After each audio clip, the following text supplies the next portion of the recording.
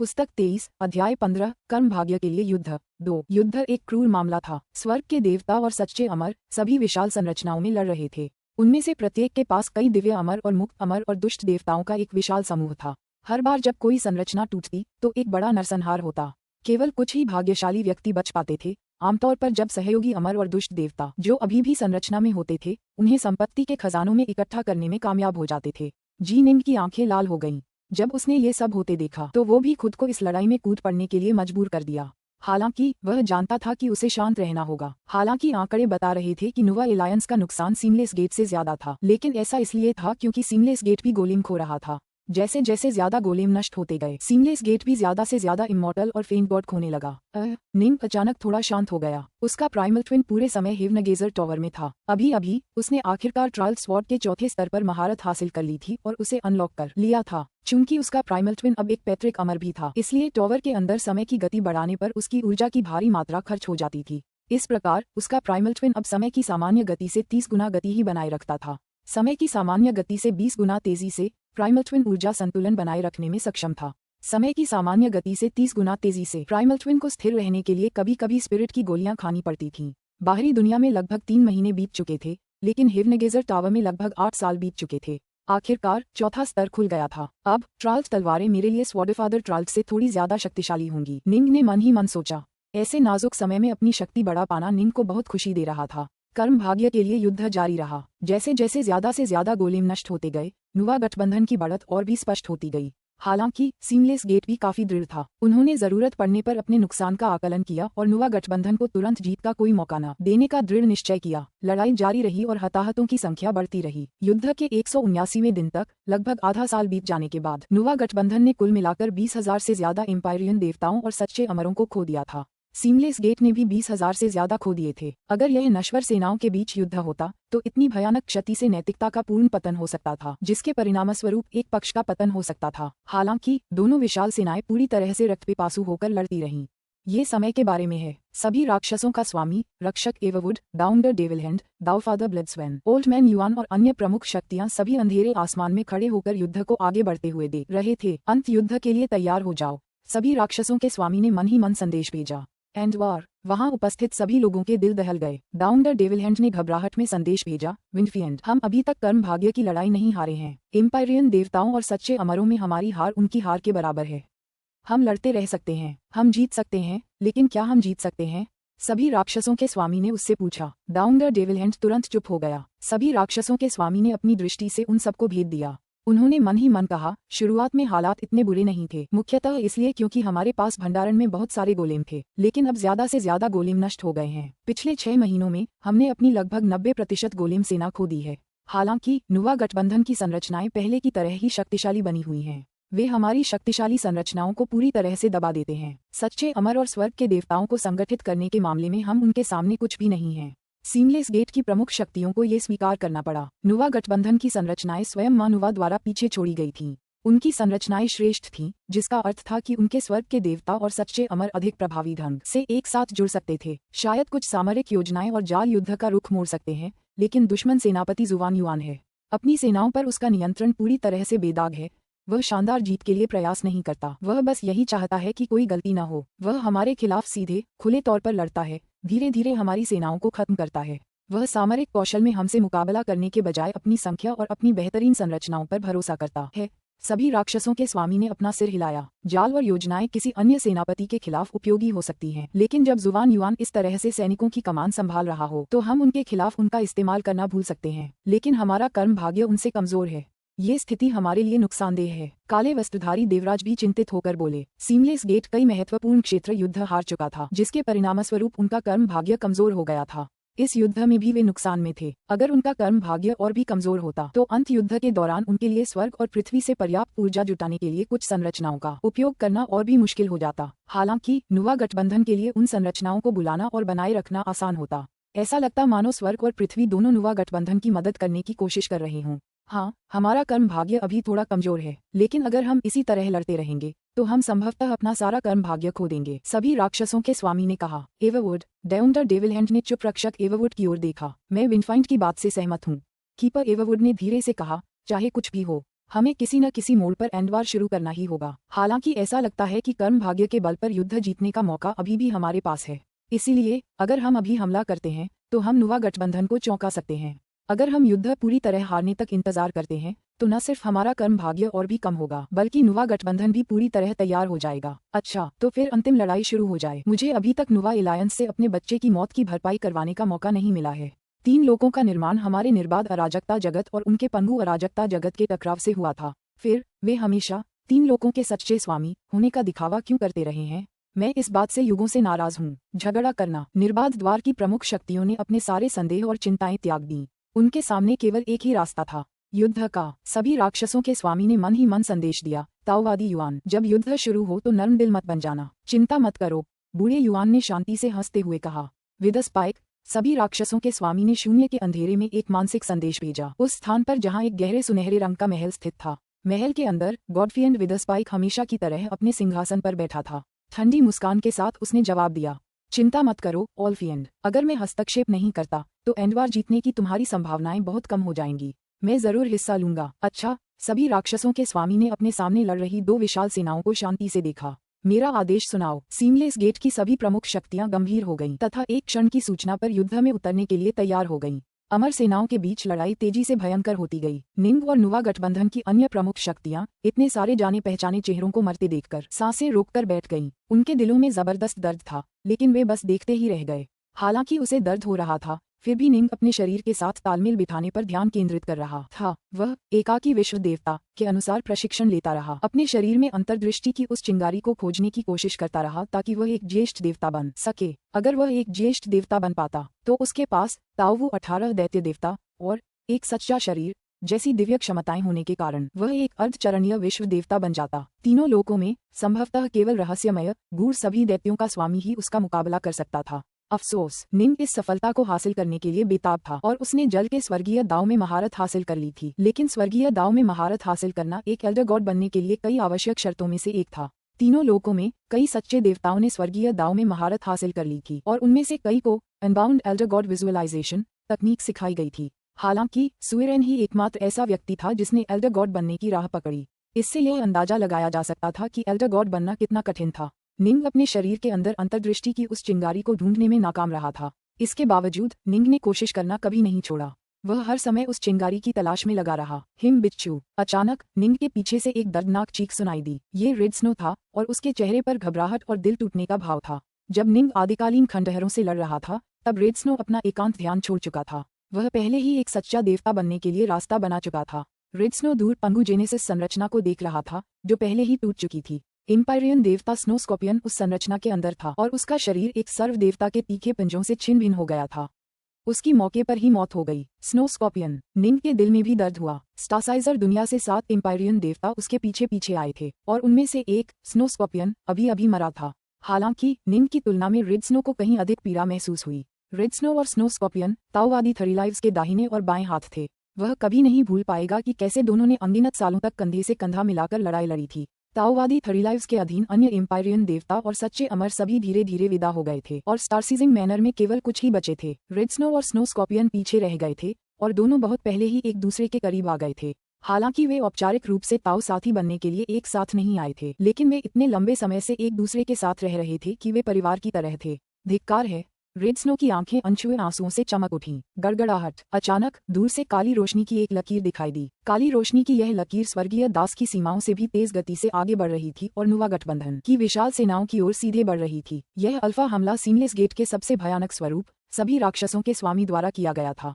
जब उसने हमला किया तो वह बहुत तेज था, लेकिन नुवा गठबंधन इस पूरे समय सतर्कता से देख रहा था। मार डालो। दाओवादी 3 पवित्रताओं का चेहरा बदल गया और उसने तुरंत एक भयंकर गर्जना की। मार डालो। सभी प्रमुख शक्तियां अपने बढ़ते क्रोध को दबाए हुए थीं। अब उन्होंने उसे बाहर फूटने दिया। सच्चे देवता रेड स्नो और अन्य सभी की आंखें रक्त पिपासु थीं और वे तुरंत उन्मत्त हो गए। All find. निंग और सुइरेन एक साथ गुस्से से चिल्लाए। नुवा गठबंधन में वे दोनों सबसे तेज थे। जब सभी राक्षसों के स्वामी के अचानक हमले का सामना करना पड़ा तो जी निंग वास्तव में उससे बचाव के लिए सबसे उपयुक्त उम्मीदवार थे, क्योंकि उन्हें 5 खजानों पर महारत हासिल थी। निंग ने तुरंत 3 सिर 6 भुजाएं तकनीक के साथ साथ तारों को पकड़ने वाले हाथ का छठा चक्र भी अपनाया। उसकी 6 विशाल हथेलियों पर दिव्य टैटू उभर आए जो इतनी शक्ति से भरे थे कि पूरा शून्य कांप उठा। वे 6 विशाल तूफानी बादलों की तरह थे जो आकाश में छा गए और हर हथेली स्वर्गीय दास की सीमाओं को पार करते हुए निर्बाध द्वार की सेनाओं की ओर बढ़ रही थी। निंग अच्छी तरह जानता था कि गति के मामले में वह अभी भी राक्षसों के स्वामी से थोड़ा कमतर है। इसलिए उसने राक्षसों के स्वामी को अपना हमला वापस लेने पर मजबूर करने के लिए एक हमला किया और अपनी 6 बादल आकार की हथेलियां सीमलेस गेट की सेना की ओर भेज दी। इस तरह वह ये सुनिश्चित कर सका कि राक्षसों के स्वामी को अपना हमला वापस लेना ही पड़ेगा। अच्छा नहीं है, सावधान, इसे रोको। निर्बाध द्वार के सैनिक उन 6 विशाल तूफानी बादलों को राख से तर देखते रहे जो उनकी ओर उतर रहे थे। सभी राक्षसों के स्वामी ने तो बस एक ही तेज धार से वार किया था जो काली रोशनी की एक लकीर की तरह हिल रही थी, लेकिन जी निंग ने 6 विशाल हथेलियों से वार किया था। उनमें से कितने इस वार से मरेंगे हम? सभी राक्षसों के स्वामी ने भौहें चढ़ाईं। प्रकाश की काली रेखा हवा में घूम गई और जैसे ही उसने उसे निंग की हथेलियों की ओर घुमाया वह फैलकर लाखों किलोमीटर लंबी हो गई। धमाका, एक बहुत बड़ा विस्फोट सुना जा सकता था और अतुलनीय रूप से शक्तिशाली टक्कर के कारण निंग अनियंत्रित होकर कुछ कदम पीछे की ओर उड़ गया। राक्षसों के स्वामी का शरीर भी क्षण भर के लिए कांप उठा। उसके हाथ में एक अजीब काले रंग का बुनकर का शटल हथियार था।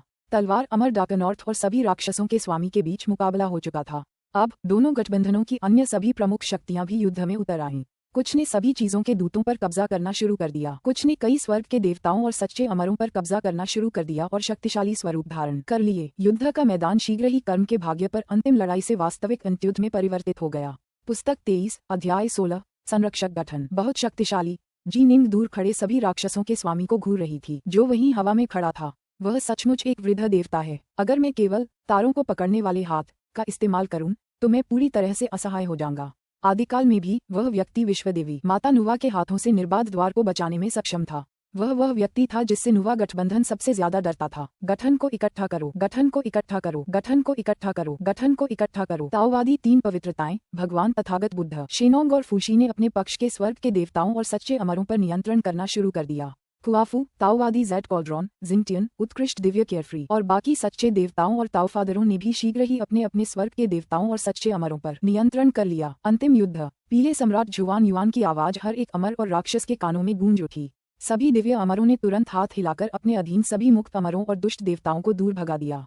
पलक झपकते ही अमरों और दुष्ट देवताओं की पहले से अनगिनत भीड़ नाटकीय रूप से विरल और कम होने लगी। सभी कमजोर साधक गायब हो गए, जबकि स्वर्ग के देवता और सच्चे अमर तुरंत अपने करोड़ों दिव्य अमरों को अपनी संपदा खजानों और संपदा लोकों में खींच लाए। नुवा एलायंस के पक्ष के लगभग सभी साधक तुरंत गायब हो गए। केवल सच्चे देवता, दाओफादा, एम्पायरियन देवता और सच्चे अमर ही पीछे रह गए। गड़गड़ाहट। ताओवादी 3 शुद्धताओं ने अपने चारों ओर कुल 3600 शुद्ध यांग सच्चे अमर इकट्ठा किए। अमर ऊर्जा का एक प्रवाह सक्रिय होने लगा जिससे प्राकृतिक ऊर्जा की अपार मात्रा प्राप्त हुई। ताओवादी 3 शुद्धताओं की क्षमताओं के कारण ऊर्जा तुरंत एक विशाल संरचना में बदल गई। संरचना के ऊपर एक विशाल ताओवादी 3 शुद्धताओं की भ्रामक छवि दिखाई दी और ब्रह्म के पैरों के नीचे एक विशाल गहरा नीला आरेख था। 4 अराजकता तलवारें ब्रह्म के चारों ओर प्रत्येक दिशा में एक तैर रही थीं। उनकी आभा आकाश को भर रही थी। नुवा स्वर्ग मरम्मत संरचना। निर्बाध द्वार की प्रमुख शक्तियों ने भी जल्दी से अपनी संरचनाओं पर नियंत्रण कर लिया और कुछ ने अपने सर्व देवता दूतों में प्रवेश किया। हालांकि जब उन्होंने उस विशाल संरचना को देखा जो दूरस्थ ताओवादी 3 पवित्रताओं ने अभी अभी बनाई थी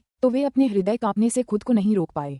माता नुवा अपने पीछे 3 संरक्षक दल छोड़ गई थीं। संरक्षक गठन शब्द वास्तव में क्या दर्शाता है? माँ नुवा को भविष्य में और भी एलियन बाहरी लोगों के आक्रमण की चिंता थी, इसलिए उन्होंने इन 3 संरक्षक संरचनाओं को विकसित करने में भारी मेहनत की। तभी उन्हें वहां से निकलने का आत्मविश्वास मिला। डियचेजर विश्व के लिए युद्ध के दौरान नुवा गठबंधन ने अपने 3 संरक्षक स्वरूपों में से एक पंगु जेनेसिस स्वरूप का प्रदर्शन किया था। हालांकि उस समय उनके पास केवल ट्रू इमोर्टल जिमिन ही इस स्वरूप का नेतृत्व कर रहे थे और उनके स्वरूप में कुल मिलाकर लगभग 500 एम्पायरियन देवता और ट्रू इमोर्टल ही थे। इसे पंगु जेनेसिस स्वरूप का एक सरलीकृत संस्करण माना जा सकता है। हालांकि दाओवादी 3 शुद्धताएं अब 3600 शुद्ध यांग सच्चे अमर के साथ एक विशाल संरचना के मूल के रूप में कार्य कर रही थीं, जो एक परिपूर्ण नुवा स्वर्ग मरम्मत संरचना का निर्माण कर रही थीं। उसकी हर एक हरकत स्वर्ग और पृथ्वी की शक्ति से भरी हुई थी। वह एक सच्चे प्रथम श्रेणी के अमर पूर्वज जितना ही शक्तिशाली था। इसके अलावा ताओवादी 3 पवित्रताओं को ताओ के बारे में अत्यंत उच्च स्तर की अंतर्दृष्टि थी और उनकी अमर वध तलवारें अत्यंत शक्तिशाली थीं। कोई कल्पना कर सकता था कि वह कितना घातक था। उठो, भगवान तथागत ने प्रार्थना में हाथ जोड़े। उनके चारों ओर ठीक 5800 दैवी देवता थे और वे भी स्वर्ग और पृथ्वी से प्रचुर मात्रा में प्राकृतिक ऊर्जा का आह्वान करने लगे। उनके चारों ओर शीघ्र ही एक विशालकाय पिंड बन गया, लेकिन वह अभी भी तथागत जैसा ही दिख रहा था। ये संरचना संरक्षक संरचना थी जिसे पंगु जेनेसिस संरचना के नाम से जाना जाता था। ये 5800 एम्पायरियन देवताओं की शक्ति से प्रकट हुआ था और तथागत इसके केंद्र में थे। इस संरचना द्वारा निर्मित पंगु देवता किसी भी बड़े देवता जितना ही शक्तिशाली था। तथागत की दाव और दुर्जेय हस्तकलाओं की गहरी समझ को देखते हुए ये कहा जा सकता था कि उन्हें किसी से डरने की जरूरत नहीं थी। गठन को इकट्ठा करो। फुक्सी ने दूसरे नुवा स्वर्ग मरम्मत गठन को इकट्ठा करने के लिए 3600 शुद्ध यांग सच्चे अमरों पर भी कमान संभाली। गठन को इकट्ठा करो। शेनोंग ने 5800 एम्पायरियन देवताओं पर नियंत्रण करके दूसरा पंगु जेनेसिस गठन बनाया। उठो। महान दिव्य केयरफ्री ने कुल 2200 एम्पायरियन देवताओं और सच्चे अमरों को आदेश दिया और उनका उपयोग करके द्वैत संरचना की उत्पत्ति का निर्माण किया। 3 शक्तिशाली संरक्षक संरचनाएं। पंगु जेनेसिस फॉर्मेशन ने एम्पायरियन देवताओं का उपयोग करके एक पंगु देवता का निर्माण किया जो निकट युद्ध में निपुण था। नुवा हेवन रिपेयरिंग फॉर्मेशन ने ट्रू इमॉर्टल्स का उपयोग करके भारी मात्रा में अमर ऊर्जा प्रकट की, जिसका उपयोग लंबी दूरी के हमलों को शुरू करने के लिए किया जा सकता था। द्वैत संरचना की उत्पत्ति एक अत्यंत टिकाऊ संरचना थी। इसका उपयोग युद्ध के मैदान में सबसे खतरनाक परिस्थितियों से निपटने के लिए किया जा सकता था। इसे जहां भी जरूरत हो तैनात किया जा सकता था। ये लंबी दूरी से हमले तो कर ही सकती थी, साथ ही नजदीकी सीमा से टैंकों पर भी हमला कर सकती थी। ये 3 संरक्षक संरचनाएं अविश्वसनीय रूप से शक्तिशाली थीं। यहाँ तक कि अगर बड़े देवताओं और पैतृक अमर की शक्ति वाले विदेशी बाहरी लोग आक्रमण करते हैं तो नुवा गठबंधन इन 3 संरक्षक संरचनाओं और दाव में उनकी गहन अंतर्दृष्टि पर वापस लड़ने के लिए भरोसा करने में सक्षम होगा। नुवा गठबंधन अपनी अपनी संरचनाओं में इकट्ठा हो गया था, लेकिन सीमलेस गेट भी ऐसा ही कर रहा था। उनके पास कई स्वर्गिक देवता और सच्चे अमर देवता भी थे और उनके पास सभी चीजों के दूत भी थे। लेकिन जब उन्होंने नुवा गठबंधन की 3 संरक्षक संरचनाओं को पहली बार अपनी पूरी शक्ति का प्रदर्शन करते देखा तो वे कांप उठे। दानवराज, हमारा कर्म भाग्य कमजोर है जबकि उनका कर्म भाग्य प्रबल है। हमारी महाशक्तियां उनकी तुलना में बहुत कम प्राकृतिक ऊर्जा प्राप्त कर रही हैं। हमारा कर्म भाग्य कमजोर है और हमारी रचनाएं कमजोर हैं। अंतर बहुत बड़ा है। हे प्रभु, हमें क्या करना चाहिए? सीमलेस गेट में सभी लोग घबराने लगे थे। वे जानते थे कि नुवा गठबंधन के पास 3 शक्तिशाली संरक्षक संरचनाएं हैं, लेकिन नुवा गठबंधन ने अतीत में उन्हें कभी भी सही ढंग से प्रकट नहीं किया था। उन्होंने पहले जो संस्करण देखे थे वे सभी केवल सरलीकृत संस्करण थे। ताओवादी 3 पवित्रताओं, तथागत और अन्य ने कभी भी व्यक्तिगत रूप से उन संरचनाओं की कमान नहीं संभाली थी। अब जब उन्होंने संभाल ली थी तो निर्बाध द्वार भय से कांप रहा था। सीमलेस गेट की बात तो भूल ही जाइए। यहाँ तक कि बेहद अनुभवी गॉडफाइंड विद स्पाइक के चेहरे पर भी राख जैसा भाव था। लड़ने के लिए तैयार हो जाओ। गॉडफाइंड विद स्पाइक अपने अनुचरों और आदिकालीन खंडहर दुनिया के एलियन आउटसाइडर्स का प्रभारी था और वह उन्हें हमला करने का आदेश देने वाला था। लेकिन नुवा एलायंस द्वारा अभी स्थापित की गई विशाल संरचनाओं को देखकर वह चकित रह गया। ये संरचना गॉडफाइंड विद स्पाइक के चेहरे पर पहले हमेशा एक शांत भाव रहता था, लेकिन अब वह शांत नहीं रह सकता था। विस्मित होकर उसने कहा, नुवा, वह तो बस एक स्थानीय आदिवासी थी, है ना? और विश्वदेवी बनने के कुछ ही समय बाद उसने त्रिलोक छोड़ दिया था। एक नई विश्वदेवी जिसके पास ज्यादा संरक्षण नहीं था, उसने इतनी शक्तिशाली 3 संरचनाएं कैसे बना लीं? ये तो मुसीबत है। पास खड़े कृपाण ने धीमी आवाज में कहा, गुरुजी, ये स्थानीय लोग हमसे कहीं कमजोर हैं, लेकिन इसकी मुख्य वजह ये है कि ये सभी सच्चे देवता और तृतीय श्रेणी के अमर पूर्वज हैं। अब जब उन्होंने ये तथाकथित संरक्षक दल इकट्ठा कर लिए हैं तो वे नाटकीय रूप से ज्यादा शक्तिशाली हो गए हैं। वहां तथागत को देखो, उन्होंने जो पंगु देवता बनाया है उसमें निश्चित रूप से किसी बड़े देवता जैसी शक्ति है। उनकी हस्तकलाओं के साथ हम दोनों मिलकर भी उसका कुछ नहीं बिगाड़ पाएंगे। सहमत? गॉडफाइंड विद स्पाइक ने सिर हिलाया। तथागत रक्षा में अत्यंत कुशल थे। आदिकालीन खंडहर लोक में भी जब दोनों ने मिलकर सेनाएं बनाई थीं तो वे उन्हें केवल घायल ही कर पाए थे, पकड़ नहीं पाए थे। अब जबकि तथागत के पास पंगु देवता का शरीर था, उन्हें पुनर्तः अजेय कहा जा सकता था। इन स्थानीय अधिपतियों को दाव के बारे में अविश्वसनीय जानकारी है। उनकी बस एक ही कमजोरी थी और वो उनकी संरचनाओं ने ढक ली। सेबर ने भौहें चढ़ाईं। इनसे निपटना आसान नहीं है। मुझे बस इतना पता था कि एक अराजकता भरी दुनिया जिसने एक विश्वदेव को जन्म दिया है पर आक्रमण करना इतना आसान नहीं होगा। गॉडफाइंड विद स्पाइक ने दांत पीसते हुए कहा, अभी देखते हैं कि सीमलेस गेट कैसे प्रतिक्रिया देता है। अगर वे पूरी तरह से पराजित हो गए तो हम अपनी योजनाएं छोड़कर तुरंत चले जाएंगे। सहमत? सेबर ने सिर हिलाया। हालांकि गॉडफाइंड विद स्पाइक और सेबर दोनों के पास ऐसे बेहतरीन हमले थे जिनका उन्होंने अभी तक इस्तेमाल नहीं किया था, लेकिन जब उन्होंने नुवा एलायंस की असली ताकत देखी तो उन्हें समझ आ गया कि अगर वे अपनी पूरी ताकत भी लगा दें तो भी वे तीनों लोगों पर कब्जा नहीं कर पाएंगे। बेहतर होगा कि पहले ये देखा जाए कि सीमलेस गेट के पास क्या है। सीमलेस गेट घबरा गया, लेकिन उसके पास लड़ने के अलावा कोई विकल्प नहीं था। तथागत, 3 पवित्रताएं, फुक्सी और शेनोंग, वे जिन संरचनाओं के स्वामी हैं उनकी चिंता मत करो। तुम सब अन्य सच्चे देवताओं और दैवीय पिताओं द्वारा संचालित संरचनाओं से निपटो। सभी राक्षसों के स्वामी ने तुरंत निर्देश दिया। हाँ, सीमलेस गेट की सभी प्रमुख शक्तियों ने राहत की सांस ली। सीमलेस गेट के पक्ष में भी कई प्रमुख शक्तियां थीं, खासकर जब ओल्ड मैन युआन ने स्रोत नदी के 4 पूर्वजों को अपने गठबंधन में शामिल कर लिया था। इन प्रमुख शक्तियों के पास इस्तेमाल करने के लिए 2 प्रकार की विशाल संरचनाएं थीं। उनमें से एक में 3 सच्चे देवताओं को इन्फिनिटी फील्ड गॉड फॉर्मेशन में 3900 एम्पायरियन देवताओं पर नियंत्रण करना था। दूसरे में 6 डाउफादर्स ने 5100 सच्चे अमरों पर नियंत्रण करके रग्नारोक फॉर्मेशन का निर्माण किया। ये 2 शक्तिशाली संरचनाएं थीं जिन्हें कीपर एवरवुड ने अनगिनत वर्षों के प्रयास के बाद तैयार किया था। हालांकि ये संरचनाएं मदर नुवा द्वारा तैयार की गई संरचनाओं से कहीं कमजोर थीं। उदाहरण के लिए राग्नारोक संरचना, इसके लिए 6 दावफादर और 5100 सच्चे अमर की आवश्यकता थी, लेकिन नुवा हेवन रिपेयरिंग संरचना ज्यादा शक्तिशाली थी। हालांकि इसके लिए केवल 1 दावफादर और 3600 सच्चे अमर की आवश्यकता थी, लेकिन जाहिर है सेनापति जितना शक्तिशाली होगा, गठन भी उतना ही शक्तिशाली होगा। ताओवादी 3 पवित्रताओं द्वारा संचालित गठन और एक साधारण दावफादर द्वारा संचालित गठन के बीच शक्ति का एक बड़ा अंतर था। 3 प्योरिटीज फूक्सी, शिनोंग और तथागत प्रत्येक ने एक संरचना पर नियंत्रण कर लिया था। अगर सीमलेस गेट के दावफादर्स को उन 4 संरचनाओं की चिंता न करनी पड़ती तो उन्हें अपनी संभावनाओं पर ज्यादा भरोसा होता। हम सबसे बुरे लोगों को नजरअंदाज कर सकते हैं। हमारे पास 9 दूत भी हैं। हम कम से कम नुवा गठबंधन को अच्छी टक्कर तो दे ही सकते हैं। हालांकि मुझे आश्चर्य है कि फिनलॉर्ड और अन्य लोग नुवा गठबंधन की उन भयानक संरचनाओं से कैसे निपटने की योजना बना रहे हैं। सीमलेस गेट की प्रमुख शक्तियां चिंतित बनी रहीं। पुस्तक 23 अध्याय 17 बड़े देवताओं की सेना। नुवा गठबंधन कोई दया नहीं दिखाने वाला था। जैसे ही संरचना स्थापित हुई उन्होंने तुरंत आक्रमण शुरू कर दिया। मार डालो। नुवा स्वर्ग मरम्मत दल के कमांडर 3 दाववादी पवित्रताओं ने दूर से इशारा किया। उनकी आभा आकाश की ओर उठी। तुरंत उनकी 4 अमरवध तलवारें मिलकर एक विशाल तलवार बन गईं जो सीमलेस गेट की विशाल सेना की ओर नीचे की ओर कटती चली गईं। विशाल तलवार की नोक ने तुरंत शून्य को टुकड़े टुकड़े कर दिया और तलवार के चारों ओर शक्ति की भयानक आभा ने सभी प्रमुख शक्तियों के हृदय को ठंडा कर दिया। क्या जानलेवा संरचना है। गॉडफाइंड विद स्पाइक और सेबर दोनों के चेहरे काफी पीले पड़ गए थे। ये देखकर जी निंग भी सदमे में आ गई। हालांकि उसका प्राइमल ट्विन एक प्रथम श्रेणी का पैतृक अमर था और त्रिउल्ट तलवारों से जबरदस्त शक्ति का प्रदर्शन करने में सक्षम था, फिर भी ऐसा नहीं होगा। ताओवादी 3 पवित्रताओं ने बहुत पहले ही अमरवध तलवारें हासिल कर ली थीं और उसने खुद ही चारों को जोड़ने वाला तलवार आरेख विकसित किया था। ताओवादी 3 पवित्रताओं की अंतर्दृष्टि और समझ भी निंग से कहीं ज्यादा थी, इसलिए जब उसने अमरवध तलवारों का इस्तेमाल किया तो उसके हमलों की शक्ति को तीनों लोकों में बेजोड़ बताया जा सकता था। 3 पवित्रताएं। एक जोरदार गर्जना गूंजी। एक लकड़ी का रूलर अचानक आकार में इतना बड़ा हो गया कि ऐसा लगा जैसे उसने आसमान को पूरी तरह से ढक लिया हो। विशाल तलवार विशाल लकड़ी के रूलर से टकराई। इस टक्कर से उनके चारों ओर का शून्य पूरी तरह नष्ट हो गया। दाववादी 3 पवित्रताओं ने दूर खड़े बैंगनी वस्त्रधारी व्यक्ति को घूरा, फिर ठंडे स्वर में कहा, एवरवुड, मैं कभी भी सर्व देवता के स्वामी की शक्ति को अच्छी तरह समझ नहीं पाया। दूसरा व्यक्ति जिसके बारे में मुझे संदेह था वह तुम थे। तुमने अपनी शक्ति को सचमुच बहुत अच्छी तरह छिपाया था।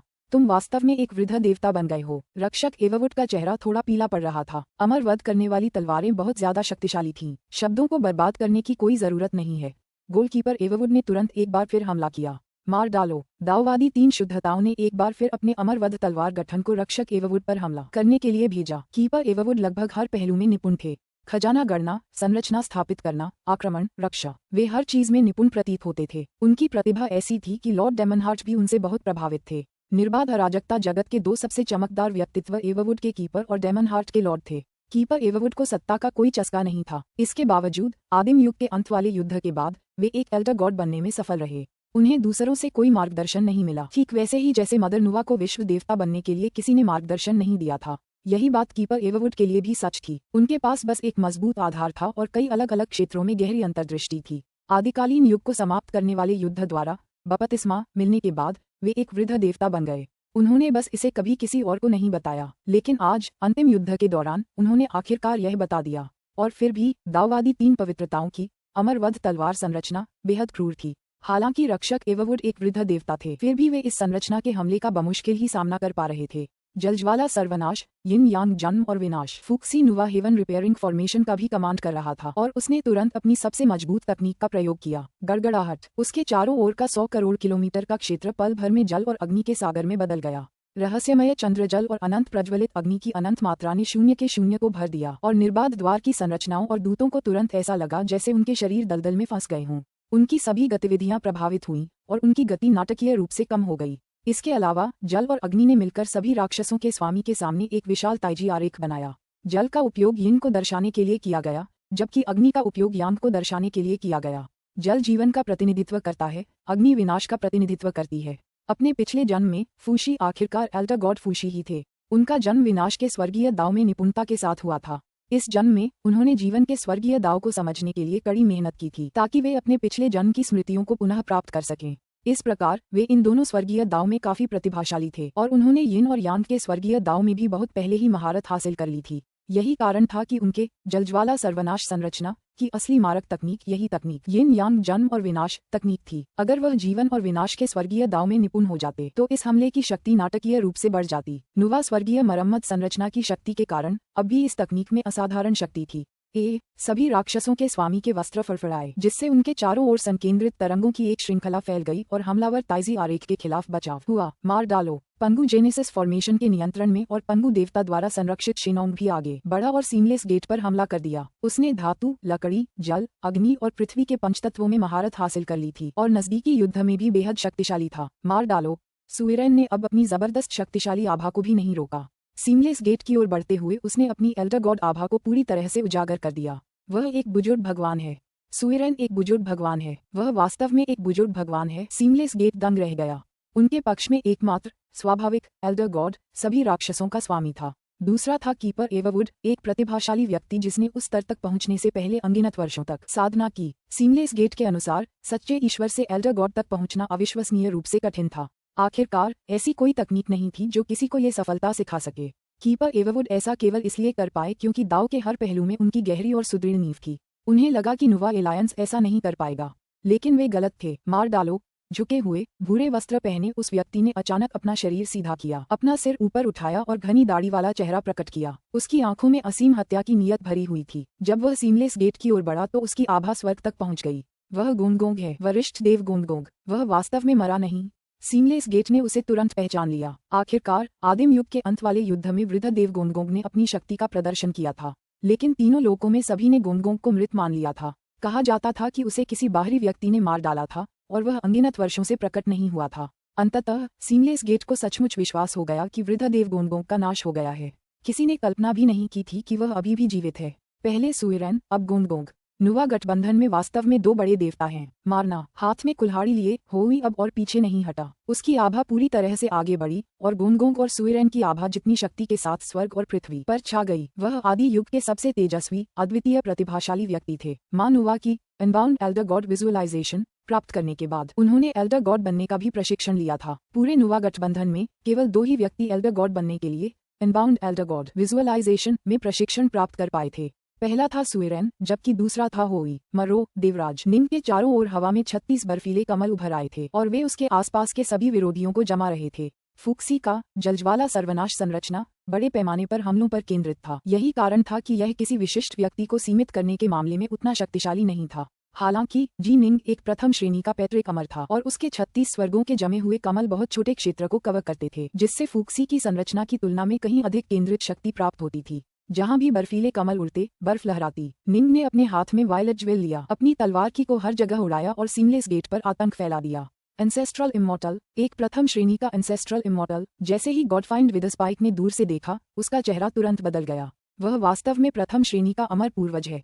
सेबर भी हैरान था। नुवा गठबंधन की नींव बहुत गहरी है। क्या उनके पास कोई एल्डर गॉड नहीं होना चाहिए था? आखिर उन्होंने उन संरक्षक संरचनाओं के अलावा 3 एल्डर गॉड और एक पैतृक अमर कैसे हासिल कर लिया? गॉडफाइंड विदस्पाइक को अब असली दबाव महसूस हो रहा था। 3 संरक्षक संरचनाओं ने उसे बस यही एहसास दिलाया था कि कोई भी हमला कामयाब नहीं होगा, लेकिन अब उसे ऐसा लग रहा था जैसे वह किसी स्टील की प्लेट को घूर रहा हो जो उसके लात मारने का इंतजार कर रही हो। रुको, गॉडफाइंड विदस्पाइक गुर्राया, चलो इंतजार करते हैं। हम शायद किसी भी पक्ष से लड़ने के लिए पर्याप्त मजबूत नहीं हैं। हम बस इंतजार कर सकते हैं और उम्मीद कर सकते हैं कि सीमलेस गेट जवाबी हमला करने के लिए पर्याप्त मजबूत होगा। अगर दोनों पक्ष बुरी तरह घायल हो गए तो शायद सीमलेस गेट नुवा एलायंस को इतना जोरदार झटका देगा कि मेरे पास मौका होगा।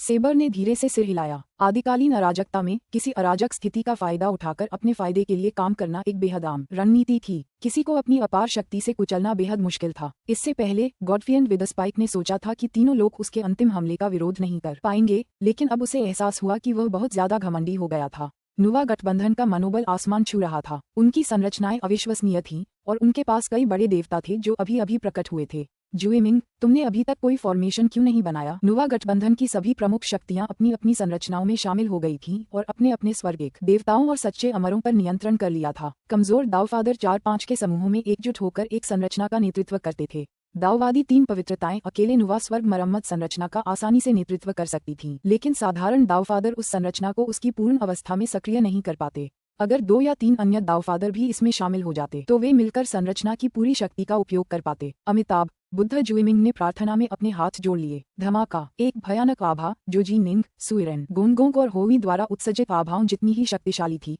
तुरंत शून्य में फैल गई। बुद्ध जुइमिंग धीरे धीरे शून्य में चले। उनके हर कदम से अंतरिक्ष मूल और विकृत हो रहा था क्योंकि वे सीमलेस द्वार की ओर बढ़ रहे थे। नीच सीमलेस प्राणियों, तुम्हें अंतहीन नरकों में भेज दिया जाना चाहिए। उनकी आंखों में अब जरा भी दया नहीं थी, केवल अदम्य क्रोध था। जुइमिंग भी एक बुजुर्ग देवता है। प्रमुख शक्तियां, एम्पायरियन देवता और नुवा गठबंधन के सच्चे अमर सभी हैरान थे। अच्छा, दाववादी 3 पवित्रताएं, तथागत, फूक्सी और सुइरेन सभी ने भी खुशी के भाव प्रकट किए। जैसा मैंने सोचा था, ये देखकर निंग मुस्कुराया। नुवा गठबंधन की विशाल सेना सीधे सीमलेस गेट की ओर बढ़ी। उनका नेतृत्व गोंगोंग, होवी, जी निंग, जुइमिंग और सुइरेन कर रहे थे। 4 बड़े देवता, एक पूर्वज अमर। उनके अलावा ताओवादी 3 पवित्रताएं, फूक्सी, शेनोंग और तथागत भी थे। ये सभी भयानक आकृतियां आगे बढ़ती हुई आईं और सीमलेस गेट के हृदय में भयंकर भय पैदा कर दिया। पुस्तक 23, अध्याय 18, एक खूनी युद्ध। सीमलेस गेट के सभी अधिपतियों के चेहरे पर राख जैसी चमक थी। उन्होंने इस लड़ाई के लिए व्यापक और सावधानीपूर्वक तैयारी की थी, लेकिन नुवा एलायंस ने जो ताकत दिखाई थी वह बहुत ज्यादा थी। 5 एल्डर गॉड लेवल लड़ाके अचानक कहीं से प्रकट हो गए थे। सिर्फ 1-2 से ही सीमलेस गेट निपट सकता था, लेकिन अब उन्हें तुरंत चट्टान के किनारे धकेल दिया गया था। उफ! बूढ़े युआन ने आह भरी, फिर मन ही मन कहा, अरे शैतान, मैं वही करूंगा जो मैंने वादा किया था। हालांकि मैं अकेले पूरी स्थिति नहीं बदल सकता। गोंगोंग को मेरे भरोसे छोड़ दो, बाकी तुम खुद ही संभाल लो। स्वूश! बूढ़ा आदमी युआन प्रकाश की एक किरण में परिवर्तित हो गया, जो सीधे गोंगोंग की ओर उड़ रहा था। बड़े भगवान गोंगोंग की आंखें बूढ़े युआन को घूरते हुए हत्या से भरी थीं। वह गुस्से से दहाड़ा, दाववादी युआन, गद्दार, मर जा, मुझे कौन मारेगा? तुम! बूढ़े युआन की घोड़े की पूंछ वाली छड़ी निकली, जिससे अनगिनत सफेद बालों की लंटें बड़े भगवान गोंगोंग की ओर उड़ने लगीं। गॉडफाइंड विद स्पाइक और एक हाथ वाले सेबर किनारे से देख रहे थे। ठीक इसी समय ऑलफीट के भगवान की आवाज उनके कानों में गूंजी। स्थिति गंभीर लग रही है। क्या तुम हार मानने वाले हो या हमारी मदद करने वाले हो? मदद करो। बेशक हम मदद करेंगे, गॉडफाइंड विद स्पाइक ने जवाब दिया। होवेई, जी निंग, जुइमिंग, सुइरेन, इन 4 में से 2 को चुनो, सभी राक्षसों के स्वामी ने भेजा। गॉडफाइंड विद स्पाइक और सेबर ने तुरंत अपना निर्णय ले लिया। जी निंग, उससे निपटना बहुत मुश्किल था। सुइरेन, दरअसल उसके पास 9 सींग वाला बिजली का सांप भी था। उससे निपटना भी बहुत मुश्किल था। होवेई, दिलचस्प बात है, उन्होंने उसके खिलाफ भी लड़ाई नहीं लड़ी थी। उसने अपनी असली ताकत बहुत अच्छी तरह छुपा रखी थी। होवी और जुमिंग को हमारे पास छोड़ दो, गॉडफाइंड विद स्पाइक ने जवाब दिया। दोनों प्रकाश की किरणों में बदल गए और नुवा गठबंधन की ओर बढ़ गए। इन दोनों ने आदिकालीन अराजकता में अनगिनत बार युद्ध किया था। बड़े देवताओं और पैतृक अमरों से मुकाबला करना एक आम बात थी और उन्हें किसी भी तरह का दबाव महसूस नहीं हुआ। फिर भी चूंकि उन्होंने इस लड़ाई में शामिल होने का फैसला किया था, इसलिए उन्हें अपना सर्वश्रेष्ठ प्रदर्शन करना ही था। मैं शेनोंग को रोकने जा रहा हूँ, दावफादर इंक बांस ने कहा, फिर संलग्न होने के लिए आगे बढ़ा। सावधान रहो। सभी राक्षसों के स्वामी ने मन ही मन आह भरी। आदिकालीन युग को नष्ट करने वाले युद्ध के बाद सीमलेस गेट ने अपने स्वयं के अधिपतियों को जन्म दिया था। ब्लड्सवान और इंक बैम्बू इसके 2 उदाहरण थे। जहाँ तक एवरवुड की बात है, वह वास्तव में एक एल्डर गॉड बन गया था। बेशक ये सभी बातें बेहद गोपनीय रखी गईं। डेवफादर इंक बैम्बू हमेशा से एक बहुत ही गुप्त व्यक्ति रहा था। बहुत पहले वह एक वफादार अनुचर के रूप में दानव हृदय के स्वामी का अनुसरण करता था। बाद में जब काले वस्त्रधारी गॉड किंग सीमलेस गेट का नामात्र का नेता बना, तो उसने गॉड किंग की ओर से स्वेच्छा से कार्य किए थे। किसी को भी यह एहसास नहीं था कि यह वफादार, समर्पित सेवक, ये साधारण दावफादर वास्तव में एक अधिपति की शक्ति भी प्राप्त कर लेगा। तथागत ने धातु, लकड़ी, जल, अग्नि और पृथ्वी के 5 तत्वों में महारत हासिल करके ऐसा किया। फूशी ने यिन और यांग के स्वर्गीय दाव में महारत हासिल कर ली थी। लेकिन दावफादर इंक बांस अलग था। उसने निर्बाध अराजकता जगत के पृथ्वी और जल के स्वर्गीय दाव में अपनी अंतर्दृष्टि को 3 लोकों के स्वर्गीय काष्ठ दाव के साथ जोड़कर उन्हें एक निर्बाध रूप में जोड़ दिया था। इससे उसे काष्ठ दाव में अंतर्दृष्टि के एक अत्यंत अकल्पनीय उच्च स्तर तक पहुंचने में मदद मिली। जिस प्रकार निंग ने तलवार के दाव में अपने कौशल के कारण शक्ति के एक आश्चर्यजनक स्तर को प्राप्त किया था, उसी प्रकार दावफादर इंक बैम्बू की काष्ठ दाव पर महारत ने उसे भी एक अधिपति बनने में मदद की थी। स्वूश! आसमान बांस के विशाल डंठलों से भर गया, जो सभी शेनोंग के पंगु जेनेसिस फॉर्मेशन की ओर बढ़ रहे थे। रक्तहंस, शैतानहस्त, तुम दोनों तथागत से निपटने जाओ, सभी राक्षसों के भगवान ने निर्देश दिया। ठीक है। देवमाता शैतान हाथ और देवपिता रक्तहंस ने जरा भी संकोच नहीं किया और तुरंत तथागत की ओर दौड़ पड़े। अगर उन्हें अकेले तथागत से लड़ना पड़ता तो सचमुच उनमें जरा भी आत्मविश्वास नहीं होता। दावफादर इंक बाम्बू ने शेनोंग से अकेले लड़ने की हिम्मत इसलिए की क्योंकि शेनोंग नजदीकी मुकाबले में उतना कुशल नहीं था। इसके अलावा दावफादर इंक बाम्बू बचाव में भी कुशल था। फुश! जब दावफादर ब्लड्सवान आगे की ओर उड़े तो अचानक उनके बगल में एक दूसरा शरीर प्रकट हुआ। अब वह 2 थे, एक काले वस्त्रों में, दूसरा रक्त वस्त्रों में। दोनों शरीर शक्ति के अधिपति स्तर पर थे। दैत्यमाता शैतानी हस्ती भी उसके साथ थी और तीनों ने मिलकर तथागत की ओर धावा बोला। जहाँ तक राक्षसों के स्वामी का प्रश्न है, उनका दिव्य शरीर अचानक दो अलग अलग शरीरों में विभाजित हो गया। राक्षसों के दोनों स्वामी अलग अलग जीनिंग और सुइरेन पर टूट पड़े। यद्यपि यह सब वर्णन करने में समय लगा, परंतु वास्तव में ये सब एक क्षण में घटित हो गया। Keeper Everwood, old man Yuan, Godfiend with spike, sabre, डाउफादर इन बैम्बू, डाउफादर ब्लड्सवान, डाउन द डेविल हैंड और लॉर्ड ऑफ ऑल फियंस ने एक साथ हमला किया। Keeper Everwood, Godfiend with spike, sabre और लॉर्ड ऑफ ऑल फियंस वास्तव में एल्डर गॉड्स थे। ओल्ड मैन युआन और डाउफादर इन बैम्बू दोनों ही रक्षात्मक तकनीकों में बेहद कुशल थे, जिससे ये सुनिश्चित हो गया कि भले ही वे थोड़े कमजोर थे, फिर भी दुश्मन के हमलों का सामना करने में सक्षम थे। ये ठीक उसी तरह था जैसे तथागत गॉडफाइंड विद स्पाइक, सेबर और बाहरी महाशक्तियों के एक पूरे समूह के खिलाफ लंबे समय तक टिके रहने में सक्षम थे। जब डाउफादर ब्लड्सवैन के दो शरीर डाउन द डेविल हैंड के साथ मिल गए तो उन्होंने एक बहुत ही दुर्जेय टीम बनाई। मरो, तुम सब मर सकते हो। एल्डर गॉड गोंगोंग के लंबे बाल लहरा रहे थे क्योंकि वह उन्मत्त तरीके से अपने कर्मचारियों के साथ ओल्ड मैन युआन पर टूट पड़ा। बूढ़े युआन ने लगातार रक्षा पर ध्यान केंद्रित किया और हमलों को रोका। तुम्हें पता होना चाहिए कि मैं तुम्हारे जैसे गद्दारों से सबसे ज्यादा नफरत करता हूँ, एल्डर गॉड गोंगोंग ने चिल्लाकर कहा। हम्फ, बूढ़े युआन ने शांति से मुस्कुराया, जवाब देने की जहमत नहीं उठाई। मैंने सुना है कि तुम धनुष चलाने में बहुत अच्छे हो। गॉडफियन विद स्पाइक हवा में खड़ा कुल्हाड़ी लिए हुए होवई का सामना करते हुए हंस रहा था। तुम मुझे दिखाते क्यों नहीं? तुम्हें लगता है कि तुम इसके लायक हो? होवई अचानक आगे बढ़ा, उसकी आभा शक्ति से फूट रही थी क्योंकि उसने अपनी कुल्हाड़ी ऊंची उठाई थी। इस दृश्य ने गॉडफियन विद स्पाइक को थोड़ा सा डर का एहसास कराया। उसे लगा जैसे उसका सामना एक भयानक शक्तिशाली विश्व देवता से हो रहा है जो उसे कुल्हाड़ी से काट रहा है। फिर भी गॉडफियन विद स्पाइक पूरी तरह शांत रहा। उसकी पूंछ भी तेजी से फैल गई, मानो कोई विशाल कोड़ा उठी हुई कुल्हाड़ी पर वार कर रहा हो। धमाका! गॉडफाइंड विद स्पाइक थोड़ा पीछे की ओर गिरा, जबकि होवेई का शरीर भी रुक गया। काफी ताकतवर, गॉडफाइंड विद स्पाइक हंसा, फिर आह भरी। ये थोड़ा दिलचस्प है। तुम्हारा हृदय बल वाकई बहुत मजबूत है। मैं अभी अभी तुम्हारे प्रहार से लगभग हार ही गया था। खुशकिस्मती से मैं खुद काफी अनुभवी हूँ। हम्फ, होवी ठंडे स्वर में आगे बढ़ा और अपनी कुल्हाड़ी घुमाता रहा। एक हाथ वाला कृपाण बुद्ध जुमिन के खिलाफ लड़ रहा था। एक चमकदार सुनहरी हथेली हवा में उड़ती हुई आई और सेबर को पीछे की ओर धकेल दिया। सेबर की आंखें चमक उठीं जब उसने बुद्ध जुमिन को देखा। उसकी निगाहों में उत्साह की झलक थी। आपके त्रिलोक में तथाकथित बौद्ध संघ है। मैंने आपके बौद्ध अधिपति तथागत से उलझ गया हूँ। आपकी हस्तकलाएं उनसे काफी मिलती जुलती हैं और आपकी हथेलियां भी उच्च श्रेणी के आदि ब्रह्मांडीय आत्मिक खजानों जैसी हैं। हालांकि आपके हस्त विस्फोटों उनसे भी ज्यादा शक्तिशाली हैं, सिर्फ इसलिए क्योंकि मेरे पास काफी मजबूत दिव्य शक्ति है। बुद्ध जुमिंग ने शांति से उत्तर दिया। उसकी आंखें बर्फ की तरह ठंडी थीं और वह अपनी शक्तिशाली हथेलियों से लगातार नीचे पटक रहा था। सभी बौद्ध हस्तकला में निपुण थे। जुमिंग के बुद्ध बनने के बाद भगवान तथागत ने स्वाभाविक रूप से उन्हें कई बौद्ध गुप्त कलाएं और दिव्य क्षमताएं प्रदान की। बुद्ध जुमिंग ने इन गुप्त कलाओं का ध्यान किया और फिर उन अंतर्दृष्टियों को अपने 9 तत्व विनाश में शामिल किया। उन्होंने एक ऐसी हस्तकला दिव्य क्षमता विकसित करने में अनगिनत वर्ष बिताए जो भगवान तथागत जितनी ही शक्तिशाली थी। वास्तव में शुद्ध विस्फोटक शक्ति के मामले में यह उससे भी बेहतर थी। अब जबकि वे एक ज्येष्ठ देवता थे, हस्तकलाओं के इस समूह ने उन्हें एक सच्चे कुलीन ज्येष्ठ देवता की शक्ति को प्रकट करने का अवसर दिया। उनकी एकमात्र कमजोरी यह थी कि दाव के बारे में उनकी अंतर्दृष्टि तथागत जितनी गहन नहीं थी, जिससे उनकी हस्तकलाएं कम परिपूर्ण थीं। इसके बावजूद एक ज्येष्ठ देवता के रूप में उनकी शुद्ध शक्ति की प्रबलता ने ऐसा किया कि जब उन्होंने इस हस्तकला का उपयोग किया तो उनके प्रहार वास्तव में विनाशकारी थे। फिलहाल सेबर को भी नुकसान की स्थिति में रखा गया है। दाववादी 3 शुद्धताओं ने अपने नुवा स्वर्ग मरम्मत संरचना को आदेश दिया कि वह अपने अमर वध तलवारों का उपयोग करके बड़े भगवान कीपर एवरवुड पर हमला करे, जिसे उसके वार सहन करना मुश्किल हो रहा था। भगवान तथागत ने अपने पंगु जेनेसिस फॉर्मेशन को दाउफादर ब्लड्सवान और डाउन द डेविल हैंड के खिलाफ लड़ने का आदेश दिया, जो भी मुश्किल से टिके हुए थे। शिनोंग एक अन्य पंगु जेनेसिस फॉर्मेशन का कमांडर था, लेकिन दाउफादर इंक बैम्बू उसे बांधने में कामयाब हो गया था। सुइरेन के लकड़ी के डंडे से किए गए प्रहार अविश्वसनीय और असाधारण शक्ति से भरे थे। हर बार जब वह अपने डंडे से प्रहार करता तो एक भयंकर ज्वाला फूट पड़ती और वह पूरी तरह से विनाशकारी हो जाती। यहाँ तक कि सभी राक्षसों के स्वामी को भी उन हमलों का सामना करने के बजाय उनसे बचकर निकलने के लिए मजबूर होना पड़ता था। ऑल फाइंड, क्या सिर्फ चकमा देना ही तुम्हारे बस की बात है? क्या बस यही करने की हिम्मत है? सुइरेन गुस्से से दहाड़ा। वह काफी तेज था, लेकिन ऑल फाइंड्स का सरदार उससे भी तेज था। अगर हम आमने सामने लड़ रहे होते तो बेशक मैं तुमसे सीधे लड़ता। अभी मेरे पास अपनी पूरी शक्ति का केवल एक अंश ही है। सीधे युद्ध मेरे पक्ष में नहीं है। सभी राक्षसों का स्वामी अप्रत्याशित रूप से उड़ रहा था, लगातार सुइरेन के चारों ओर चक्कर लगा रहा था और यह सुनिश्चित कर रहा था कि सुइरेन कोई भी जल्दबाजी में कोई कदम न उठाए। हालांकि उसने अपने शरीर को 2 भागों में बांट दिया था, जिससे दोनों शरीर उसके सामान्य शरीर से थोड़े कमजोर थे। फिर भी प्रत्येक शरीर को बमुश्किल ही एक विशिष्ट ज्येष्ठ देवता की शक्ति वाला माना जा सकता था।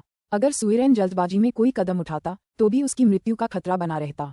लेकिन निश्चित रूप से केवल सभी राक्षसों के स्वामी जैसा व्यक्ति जो तीनों लोकों में शारीरिक रूप से सबसे तेज योद्धा है ही इस तरह से अपने शरीर को 2 भागों में विभाजित करने का साहस कर सकता है। निंग का सामना भी सभी राक्षसों के स्वामी से था। राक्षसों के स्वामी, आपने अपने शरीर को 2 भागों में बांट दिया। मुझे लगता है कि हर शरीर में आपकी असली शक्ति का बस एक अंश ही है। निंग ने सिर हिलाया।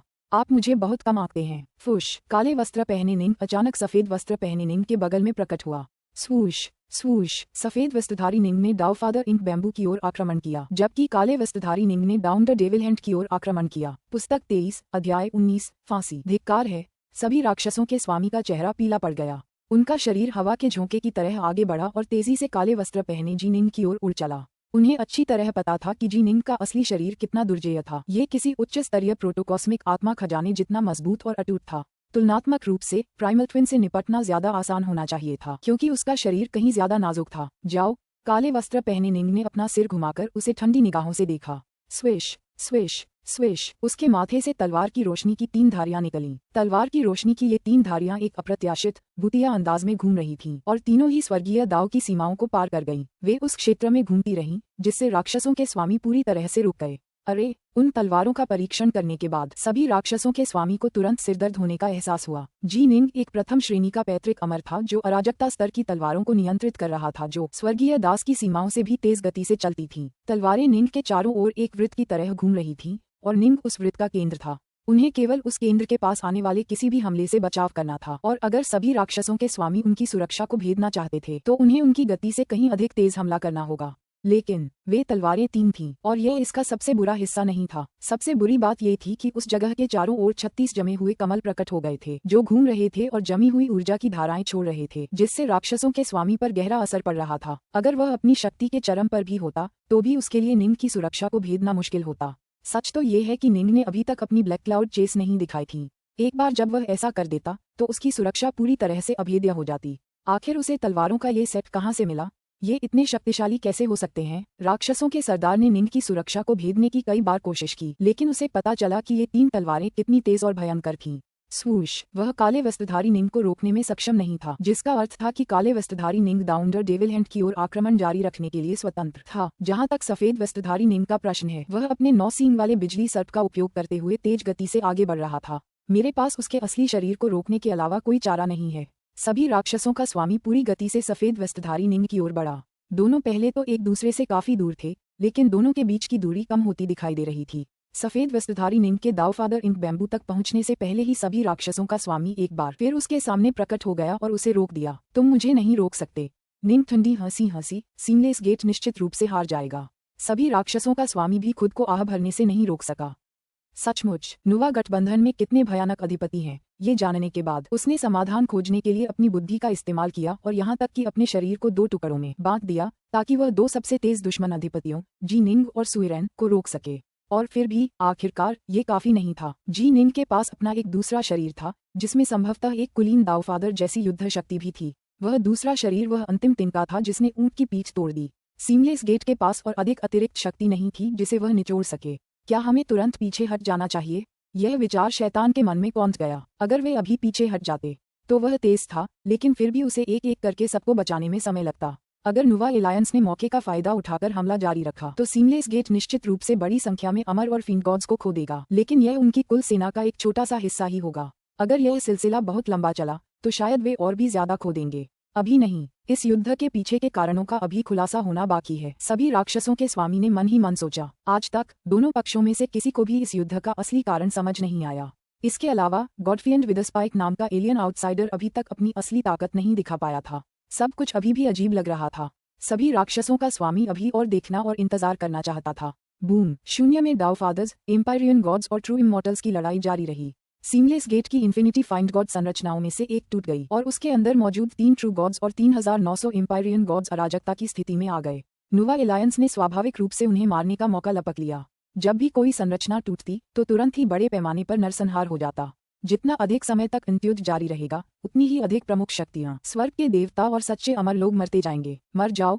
काले वस्त्र पहने निंग दूर तक देखता रहा। स्विश स्विश स्विश, दो स्फटिक तलवारें और एक सुनहरी तलवार एक साथ आकर एक त्रिभुज बनाती हुई डाउन द डेविल हैंड और दाऊफादर ब्लड्सवैन के दो क्लोनों की ओर बढ़ीं। वे तीनों उस समय भगवान तथागत से युद्ध कर रहे थे और जैसे ही निंग की तीन तलवारें उनकी ओर बढ़ीं, तलवारों पर लगे दिव्य रून प्रकट होने और चमकने लगे। तीनों तलवारें तेजी से रूपांतरित होने लगीं, धुंध की तरह पिघलकर एक अर्धपारदर्शी सुनहरी तलवार का रूप ले लिया।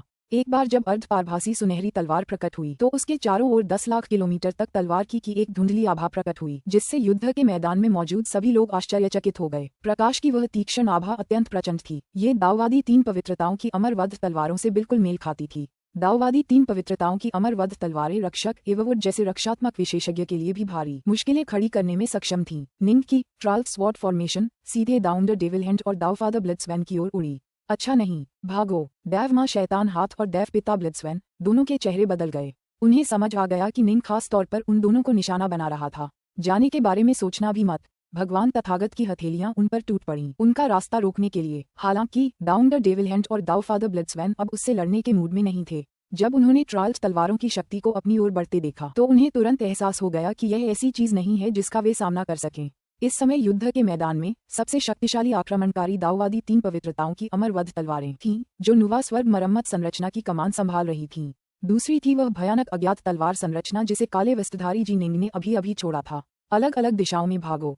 दाऊफादर ब्लड्सवैन के दो शरीर और डाउन द डेविल हैंड तीन पूरी तरह से अलग दिशाओं में भाग गए। स्विश, अर्ध पारदर्शी सुनहरी तलवार डाउन द डेविल हैंड के पीछे उड़ती रही। घास को जड़ से उखाड़ना ही बेहतर था। डाउन द डेविल हैंड का कोई क्लोन नहीं था।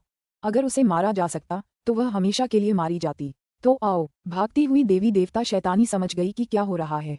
वह जानती थी कि वह उस भयानक तलवार से आगे नहीं भाग पाएगी, इसलिए वह शांत भाव से मुड़ी और तलवार की रोशनी को अपने ऊपर उतरते हुए देखने लगी। उसने बैंगनी वस्त्र पहने हुए थे और वह किसी परी कन्या के समान सुंदर थी। हालांकि वह पूरे निर्बाध अराजकता जगत की सबसे भयानक शैतान थी। उसने शांति से अपनी जैद सफेद भुजाओं से वार किया और तलवार की रोशनी की आने वाली धारा को रोकने के लिए उनका इस्तेमाल किया। नहीं, दादाजी ब्लड्सवैन बहुत दूर भाग गए थे। जब उन्होंने ये सब होते देखा तो उनका चेहरा बदल गया। शैतान का हाथ कीपर एववुड भी उन्मत्त हो गया। जब सभी राक्षसों के स्वामी ने ये देखा तो वह केवल धीरे से आह भर सका। धमाका, वह वार को रोकने में कामयाब रही।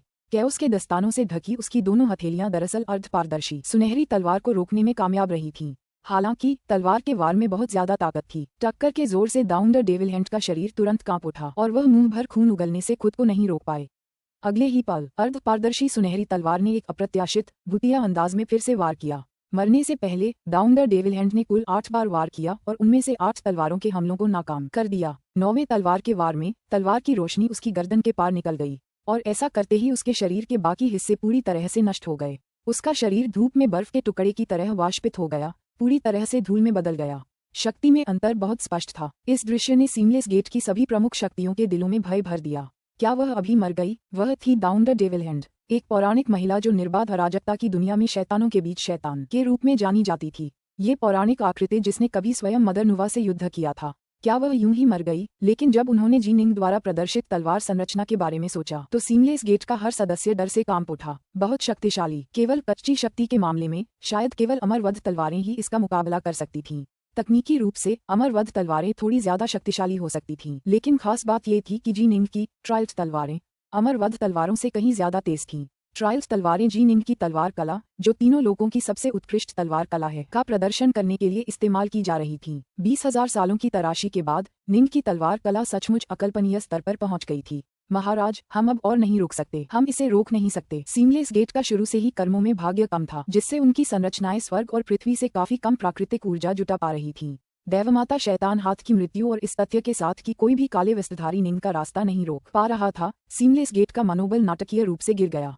उनकी 2 और संरचनाएं शीघ्रता से नष्ट हो गईं, जिसके परिणामस्वरूप उनमें मौजूद 9 सच्चे देवताओं, देवपिताओं और 10,000 एम्पायरियन देवताओं और सच्चे अमरों की मृत्यु हो गई। यह एक पूर्ण नरसंहार था और अब जी निंग देवमाता रक्तहंस का पीछा कर रही थी। स्थिति और भी भयावह होती जा रही थी। क्या हम ऐसे ही हार गए? सभी राक्षसों का स्वामी वास्तव में ये स्वीकार नहीं करना चाहता था। उसे तुरंत पता चल गया था कि डेविल हैंड मरने वाला है। जिस क्षण से वह काले वस्त्रधारी जी निंग को आगे बढ़ने से नहीं रोक पाया था, उसे पता था कि डाउन द डेविल हैंड का नाश निश्चित है। हालांकि हालात जिस हद तक बिगड़ रहे थे, उससे सभी राक्षसों का स्वामी उन्मत्त हो रहा था। आखिर इस सारी तबाही का कारण क्या है? राक्षसों के स्वामी ने अचानक एक सूक्ष्म शक्ति की लहर महसूस की। उनका चेहरा तुरंत बदल गया। ये है नुवा एलायंस का मनोबल और भी अधिक बढ़ रहा था। उनके पास 5 नए अधिपति, 3 संरक्षक संरचनाएं और श्रेष्ठ कर्म भाग्य था। हालांकि सीमलेस गेट ने नए सहयोगियों को जोड़ने के लिए हर संभव प्रयास किया था और ओल्ड मैन युआन और आदिम खंडहर जगत के 2 बड़े देवताओं को अपने साथ मिला लिया था, लेकिन अंततः इस छोटे से शुरुआती संघर्ष ने सीमलेस गेट को पहले ही टूटने के कगार पर ला दिया था। भगवान तथागत, जीनिंग और अन्य लोग नरसंहार का दायरा बढ़ाकर और भी ज्यादा लोगों का वध करना चाहते थे, लेकिन ठीक इसी समय गड़गड़ाहट शक्ति की एक अत्यंत सूक्ष्म लहर फैल गई। युद्ध के मैदान में मौजूद हर एक बड़ी शक्ति, स्वर्ग के देवता और सच्चे अमर इसे महसूस कर सकते थे, क्योंकि इस लहर का स्रोत स्वर्गीय दास से आ रहा था। ये लहर तेजी से और भी शक्तिशाली होने लगी, जिससे तीनों लोगों के सभी स्वर्गीय दास कांपने लगे। तुम मुझे रोकना चाहते हो? 3 लोगों, तुम ऐसा नहीं कर सकते। तीनों लोगों के हर हिस्से में एक भयंकर गर्जना गूंज उठी, जिससे सभी स्वर्गीय दाव हिल गए। पुस्तक 23, अध्याय 20, 3 लोगों से पलायन। वह आवाज मानो स्वर्ग की आवाज हो। तीनों लोगों के अनगिनत निवासी, मानव और राक्षस, प्रश्नवाचक दृष्टि से आकाश की ओर देख रहे थे। कमजोर लोग भ्रमित थे, जबकि शक्तिशाली साधक और दिराक्षस स्तब्ध थे। जहां तक शून्य में लड़ रही 2 सेनाओं का सवाल है, उनके विशेषज्ञ और प्रमुख शक्तियां भी इसी तरह सदमे में थीं। क्या ये जीनिंग और अन्य सभी के दिलों में डर महसूस हुआ? गड़गड़ाहट, तीनों लोगों का पूरा क्षेत्र कांप रहा था। स्वर्ग और पृथ्वी गरज रहे थे और हिल रहे थे, यहाँ तक कि शून्य भी गड़गड़ा रहा था। ऐसा लग रहा था मानो कोई अदृश्य प्राणी तीनों लोगों को चीर फाड़ने की कोशिश कर रहा हो। शक्ति के इस उभार ने नुवा गठबंधन की प्रमुख शक्तियों को, जो अब तक एंडवार में प्रबल थीं, निराश कर दिया। उसकी उपेक्षा करो, पहले सीमलेस गेट को मिटा दो, दाववादी 3 पवित्रताएं चिल्लाईं। पहले उन्हें मिटा दो। काले वस्त्रधारी निंग ने निशाना साधा, जिससे अर्ध पारदर्शी सुनहरी तलवार सीमलेस गेट की दूर स्थित सेना की ओर तेजी से घूम गई। तलवार की ऊर्जा 10 लाख किलोमीटर तक फैली हुई थी, जिसका लक्ष्य 6 दावफादरों और 5100 सच्चे अमरों द्वारा निर्मित रागनारोक संरचना थी। रागनारोक संरचना के चारों ओर काली रोशनी के छल्ले घूम रहे थे, क्योंकि वह अपनी रक्षा के लिए पूरी कोशिश कर रही थी। वार अर्ध पारदर्शी सुनहरी तलवार के पहले वार ने रागनारोक संरचना को लगभग अस्थिर कर दिया। वार ट्राल्ट तलवार संरचना ने एक और हमला किया। इस बार ब्राइट मून तलवार कला के ब्लड ड्रॉप स्टांस का इस्तेमाल किया गया और असाधारण गति से वार किया गया। धमाका, पूरा रागनारोक फॉर्मेशन पूरी तरह से बिखर गया। स्वॉर्ड की ने हर जगह चीरफाड़ की, जिससे फॉर्मेशन के ज्यादातर सच्चे अमर धूल में मिल गए। 6 दावफादर और बाकी सच्चे अमर भागने की कोशिश कर रहे थे, लेकिन अर्ध पारदर्शी सुनहरी तलवार घूम गई और एक विशाल ब्लैक होल में बदल गई, जिसने उस इलाके के सभी अमर और फेंट गॉड्स को अपनी चपेट में ले लिया और उन्हें कुचलकर मार डाला। कुछ ने अपनी अमर संपत्तियों में छिपने की कोशिश की, लेकिन वे संपत्तियां भी छोटे छोटे टुकड़ों में बिखर गईं। हजारों अमर में से केवल 8 ही बच पाए, और वे सभी इसलिए बच पाए क्योंकि उनके पास असाधारण रूप से शक्तिशाली संपत्ति लोक या अमर संपत्तियां थीं। 8 में से 3 पिता थे, जबकि 5 सच्चे अमर थे। इधर आओ। काले वस्त्र पहने निंग उनकी ओर उड़कर आया, हाथ हिलाते हुए, और उन सभी 8 खजानों को इकट्ठा कर लिया।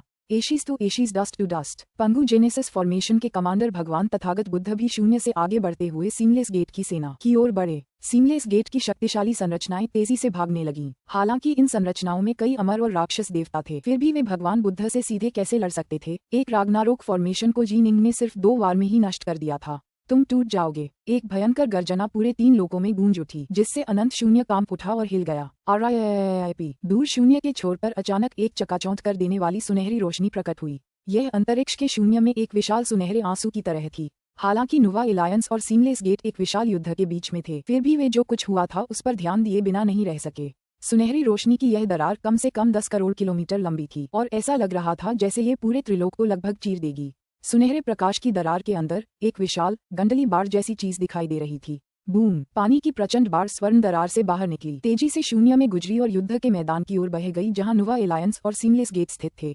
जैसे ही पानी का बहना बंद हुआ, दूर स्थित सुनहरी दरार तेजी से भर गई और बंद हो गई, तथा पूरी तरह से दृष्टि से ओझल हो गई। दानव हृदय, सभी राक्षसों का स्वामी, सबसे पहले बोला, आहा आहा, मैं आखिरकार लौट आया हूँ, मैं आखिरकार लौट आया हूँ।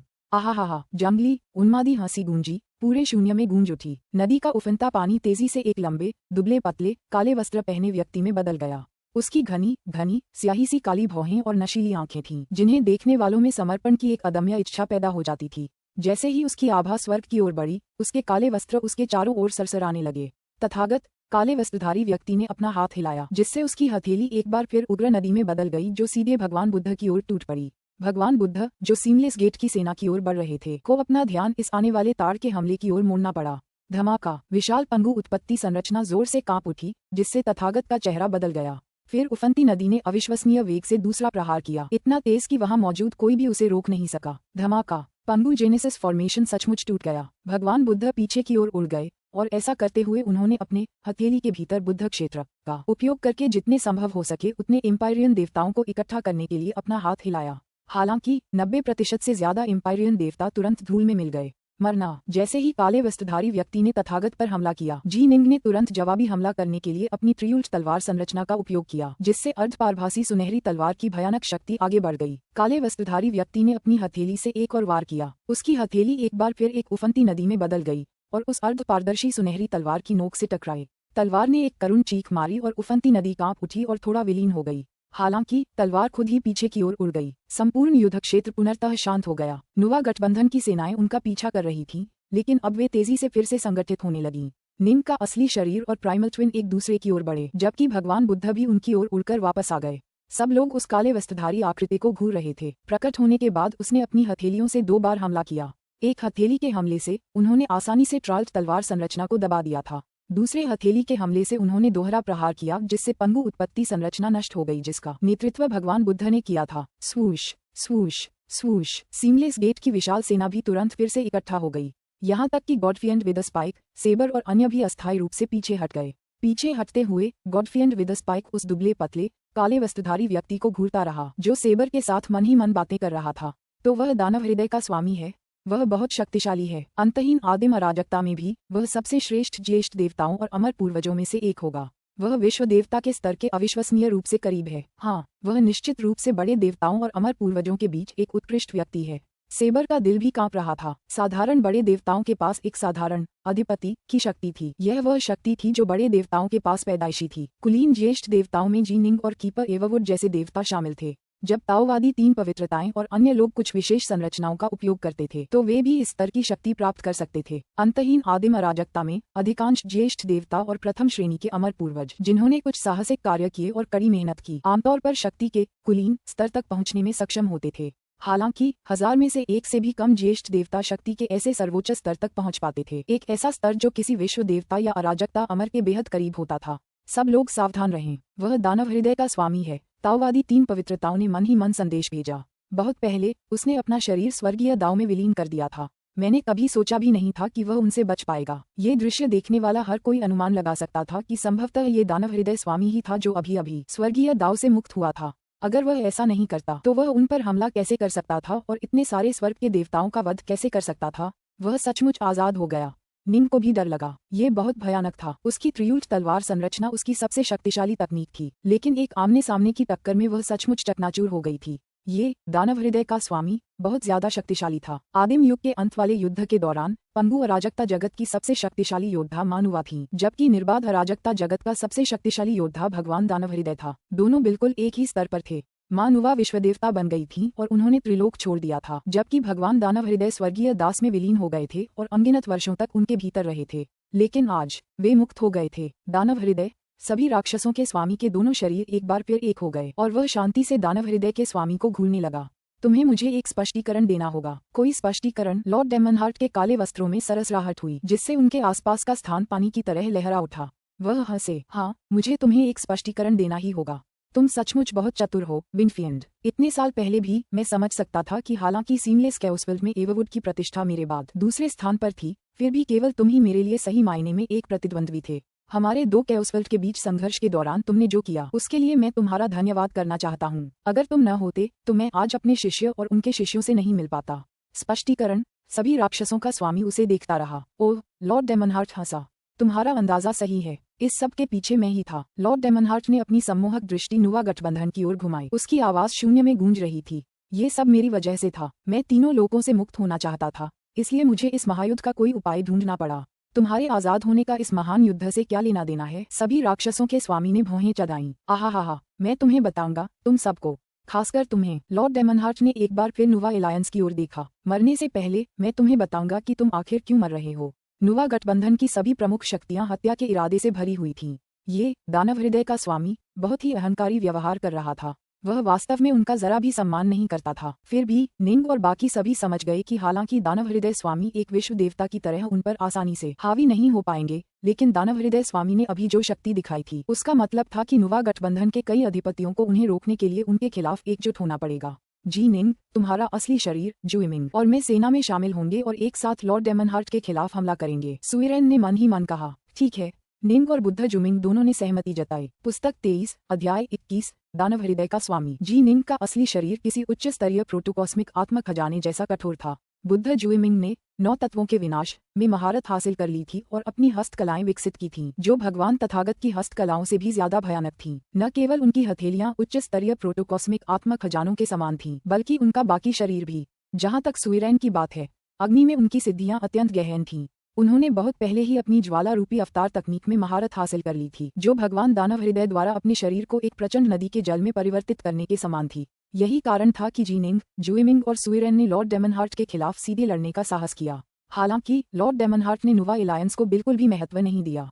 उन्होंने उदास होकर आह भरी जब नुवा अचानक विश्वदेवी बन गई, तो वह सीधे मुझ पर टूट पड़ी। मेरे पास कोई विकल्प नहीं बचा था। मैं समझ गया था कि नए बनते 3 लोगों के स्वर्गीय दाव में एक डेमनहार्ट छिपा है, इसलिए मैंने तुरंत खुद को उन स्वर्गीय दाव में विलीन कर लिया, जिससे वह निकटवर्ती आपदा टल गई। अगर नुवा मुझे मारना चाहती तो उसे पूरे 3 लोगों को नष्ट करना पड़ता।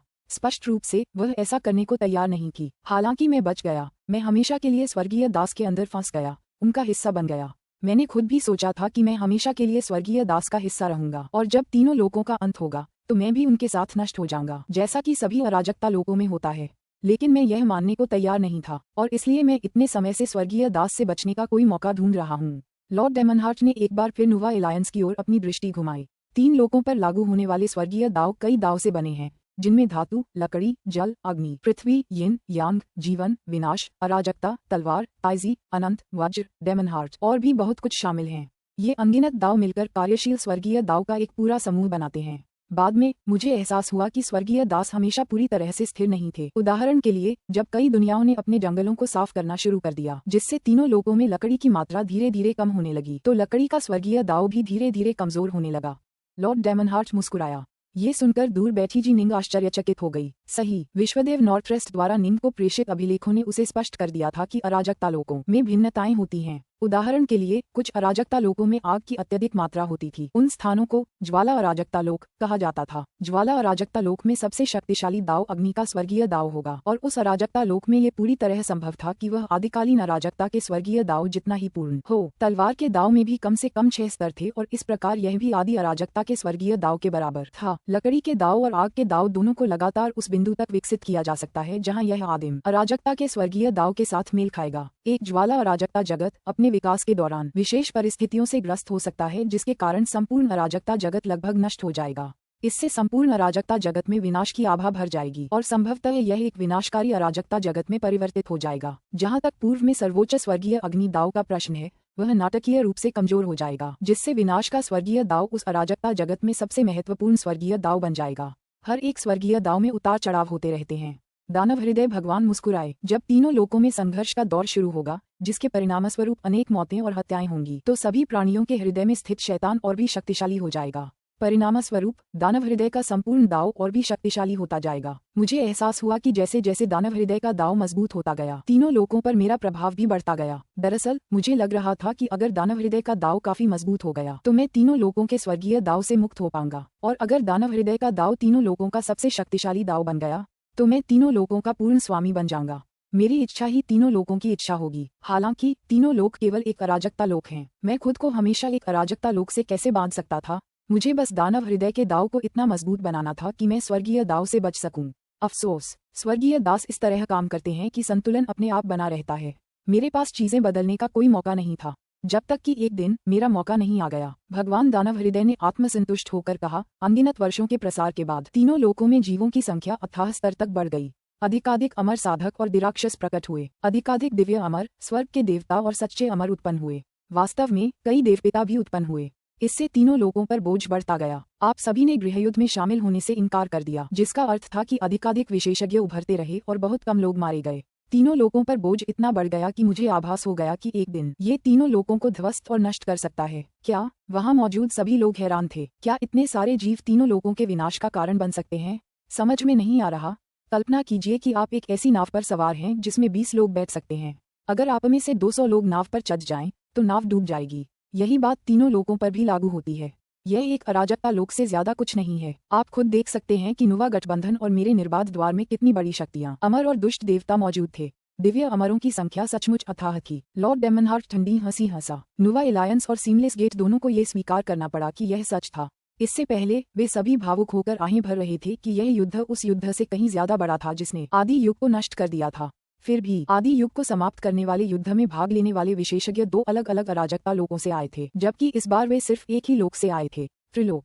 त्रिलोकों के इस एक अराजकता लोक में उन दोनों अराजकता लोकों के कुल विशेषज्ञों से भी ज्यादा विशेषज्ञ थे। यद्यपि तीन लोक एक विशेष अराजकतापूर्ण विश्व था जो दो भिन्न अराजकतापूर्ण विश्वों के टकराव से उत्पन्न हुआ था, फिर भी यह अपने भीतर रहने वाले प्राणियों की संख्या के कारण अभी भी भारी दबाव में था। तीन लोकों के स्वर्गीय दाव आंतरिक रूप से तीनों लोकों में जीवित प्राणियों की संख्या कम करने का उपाय खोज रहे थे। उन्होंने अनगिनत विपत्तियां और कष्ट भेजे, लेकिन सब व्यर्थ। अमर और दुष्ट देवता जीवित रहने में बहुत कुशल हैं। स्वर्गीय दाव द्वारा भेजी गई विपत्तियां केवल सामान्य मनुष्यों को ही मार सकती थीं, और फिर भी अमर और दुष्ट देवता कभी कभी उन नश्वर प्राणियों की रक्षा के लिए विशाल संरचनाएं स्थापित कर लेते थे। नश्वर लोग निरंतर प्रजनन करते रहे और तीनों लोकों के प्रत्येक लोक में व्याप्त हो गए।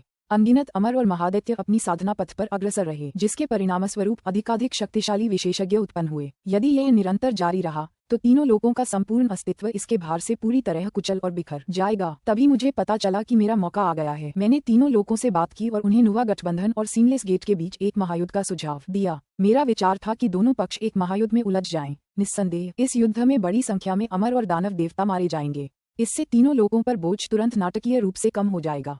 लॉर्ड डेमनहार्ट हंसे।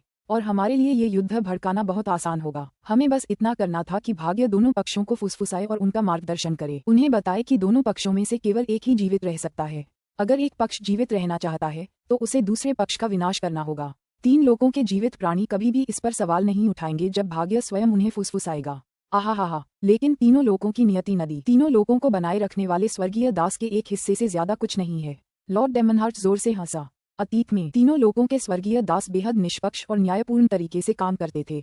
हालांकि जब स्वर्गीय दास को एहसास हुआ कि विभिन्न जीवित जातियों का प्रसार तीनों लोगों के अस्तित्व के लिए खतरा बन रहा है, तो उन्होंने अपने आप को इस तरह से ढालना शुरू कर दिया जिससे विभिन्न जातियों के बीच और भी आंतरिक युद्ध सुनिश्चित हो सके। मैंने बस उसे थोड़ा सा धक्का दिया। नुवा एलायंस और सीमलेस गेट सभी के चेहरों पर राख जैसी चमक थी। वह था, क्या ये सब एक साजिश थी? क्या तीनों लोगों के स्वर्गीय ताउस ने ही उन्हें एक दूसरे को मारने का निर्देश दिया था? मैंने सीमलेस गेट को हर तरह की मुसीबतें पैदा करने के लिए उकसाया। तीनों लोगों को हर तरह की अराजकता और मार काट से भर दिया। अनगिनत जीवों के हृदय पर छाया पड़ गई, जिससे उनकी आत्मा में राक्षस हृदय का जन्म हुआ। भगवान दानव हृदय हंसे। मैंने सीमलेस गेट से नुवा गठबंधन के परिवार के सदस्यों और प्रियजनों की बड़े पैमाने पर हत्याएं भी करवाईं, जिससे आपके कई विशेषज्ञों के हृदय में राक्षस हृदय पनपने लगा और बढ़ने लगा।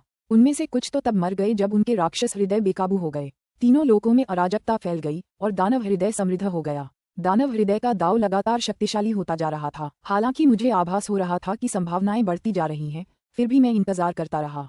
मुझे पता था कि मैं त्रिलोकों से मुक्त होने का केवल एक ही प्रयास कर सकता हूँ।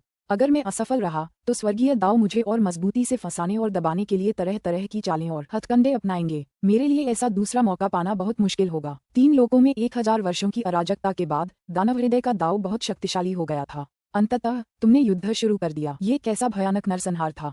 अमर और राक्षस देवता झुंड में मारे गए। तुम घृणा और हत्या की इच्छा से भरे हुए थे। तुम अपने शत्रुओं से हद से ज्यादा नफरत करते थे, लेकिन तुम्हें अंदाजा भी नहीं था कि जैसे जैसे तुम्हारी नफरत स्वर्ग में भरती गई, वैसे वैसे त्रिलोकों और तुम्हारे भीतर भी दानव हृदय बढ़ता गया। दानव हृदय का दाव और भी शक्तिशाली होता गया। भगवान दानव हृदय मुस्कुराए। नुवा ने वे 3 संरक्षक संरचनाएं पीछे छोड़ दी, और मुझे लगता है कि उसने एक ऐसी तकनीक भी छोड़ी है जिससे कोई व्यक्ति ज्येष्ठ देवता बनने के लिए प्रशिक्षण ले सकता है। तुममें से कई लोग ज्येष्ठ देवता बन गए और तुम्हारे पास इतने शक्तिशाली संरचनाएं भी थीं। अंत्युद्ध अभी शुरू हुआ है, लेकिन निर्बाध द्वार पहले ही ढहने लगा है। इसलिए मैंने तुरंत त्रिलोकों से मुक्त होने का फैसला किया। हा, मैं इस पल के लिए अनगिनत सालों से योजनाएं बना रहा था और तैयारी कर रहा था। मैं उस युद्ध के दौरान की तुलना में ज्ञान के ऊंचे स्तर पर था जिसने आदि युग का अंत किया था। जब मैंने अचानक प्रहार किया तो मैं एक ही झटके में तीनों लोगों से मुक्त हो गया। आज से मैं हमेशा के लिए स्वतंत्र और उन्मुक्त रहूंगा। किसी से या किसी चीज से बंधा हुआ नहीं रहूंगा। लॉर्ड डेमनहीट खिलखिलाकर हंसे। उनकी हंसी अनंत शून्य में गूंज उठी। वहां मौजूद हर कोई, चाहे वह नुवा एलायंस हो या सीमलेस गेट, डेमनहार्ट के लॉर्ड की उस बेतहाशा उल्लासित खुशी को महसूस कर सकता था। वह अनगिनत वर्षों तक जेल में रहा था और अनगिनत वर्षों तक भागने की योजना बनाता रहा था, ये जानते हुए कि उसके पास केवल एक ही मौका होगा, और वह सफल हो गया। वह उत्साहित क्यों न हो, चूंकि कहानी तुम सबको साफ हो गई है। लॉर्ड डेमनहार्ट ने नुवा एलायंस की सेना पर अपनी नजर घुमाई। अब तुम सब मर सकते हो। पुस्तक 23 अध्याय 22 घेर लिया गया और हमला किया गया। चलदर गॉडफाइंड विद स्पाइक और सेबर युद्ध के मैदान के किनारे खड़े थे। नुवा एलायंस ने अभी सीमलेस गेट के खिलाफ फिर से लड़ाई शुरू नहीं की थी, लेकिन दोनों ने एक दूसरे को देखा और तुरंत अपने गहरे सुनहरे महल में छिप गए। एक झटके के साथ वे दूर उड़ गए। महल के भीतर सुरक्षित गॉडफाइंड विद स्पाइक, सेबर और अनुचर अब काफी निश्चिंत थे। मुझे उम्मीद नहीं थी कि स्थानीय अराजकता की दुनिया में कोई सचमुच सर्वोच्च एल्डर गॉड पैदा होगा। गॉडफाइंड विद स्पाइक ने एक हंसी भरी आह भरी। ये सर्वोच्च एल्डर गॉड अंतहीन आदिम अराजकता में भी विशेषज्ञ माना जाएगा। साधारण बड़े देवता सबसे कमजोर प्रकार के बड़े देवता थे। कुलीन ज्येष्ठ देवता प्रतिभाशाली शक्तिशाली ज्येष्ठ देवता थे जिनके पास काफी शक्तिशाली दिव्य क्षमताएं थीं और दाव के बारे में काफी गहरी अंतर्दृष्टि थी। हालांकि सर्वोच्च ज्येष्ठ देवता शक्ति में विश्व देवताओं के बहुत करीब थे। उन्हें सच्चे विशेषज्ञ माना जाता था और वे आमतौर पर अंतहीन आदिम अराजकता के बीच अपने लिए काफी अच्छा करने में सक्षम थे। स्पष्टतः तीनों लोकों में इस क्षमता वाले ज्येष्ठ देवता नहीं थे। इस क्षमता वाले ज्येष्ठ देवता तभी प्रकट होते जब अद्भुत प्रतिभा, अविश्वसनीय भाग्य, अद्भुत दिव्य क्षमताएं और तकनीकें, असाधारण खजाने और कई अन्य कारकों का संगम होता। तभी ऐसा सर्वोच्च ज्येष्ठ देवता प्रकट होता। गॉडफाइंड विद स्पाइक और सेबर पीछे हट गए थे। दोनों सेनाएं धनुष पर लगे तीरों की तरह थीं, जो पल भर में आगे बढ़ने को तैयार थीं। मारना। जीनिंग, जूमिंग, चलो ये करते हैं। सुइरेन, बुद्ध जुएमिंग और जीनिंग एक साथ भगवान डेमनहार्ट की ओर आगे बढ़े। मुझे आप दोनों के साथ चलने दो।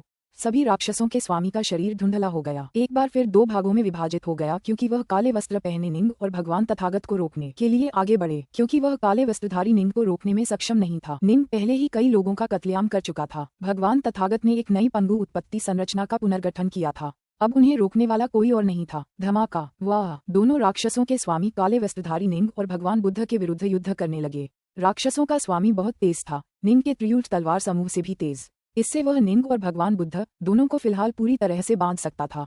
एवरवुड, मेरे पास सभी जरूरी अमर गोलियां हैं।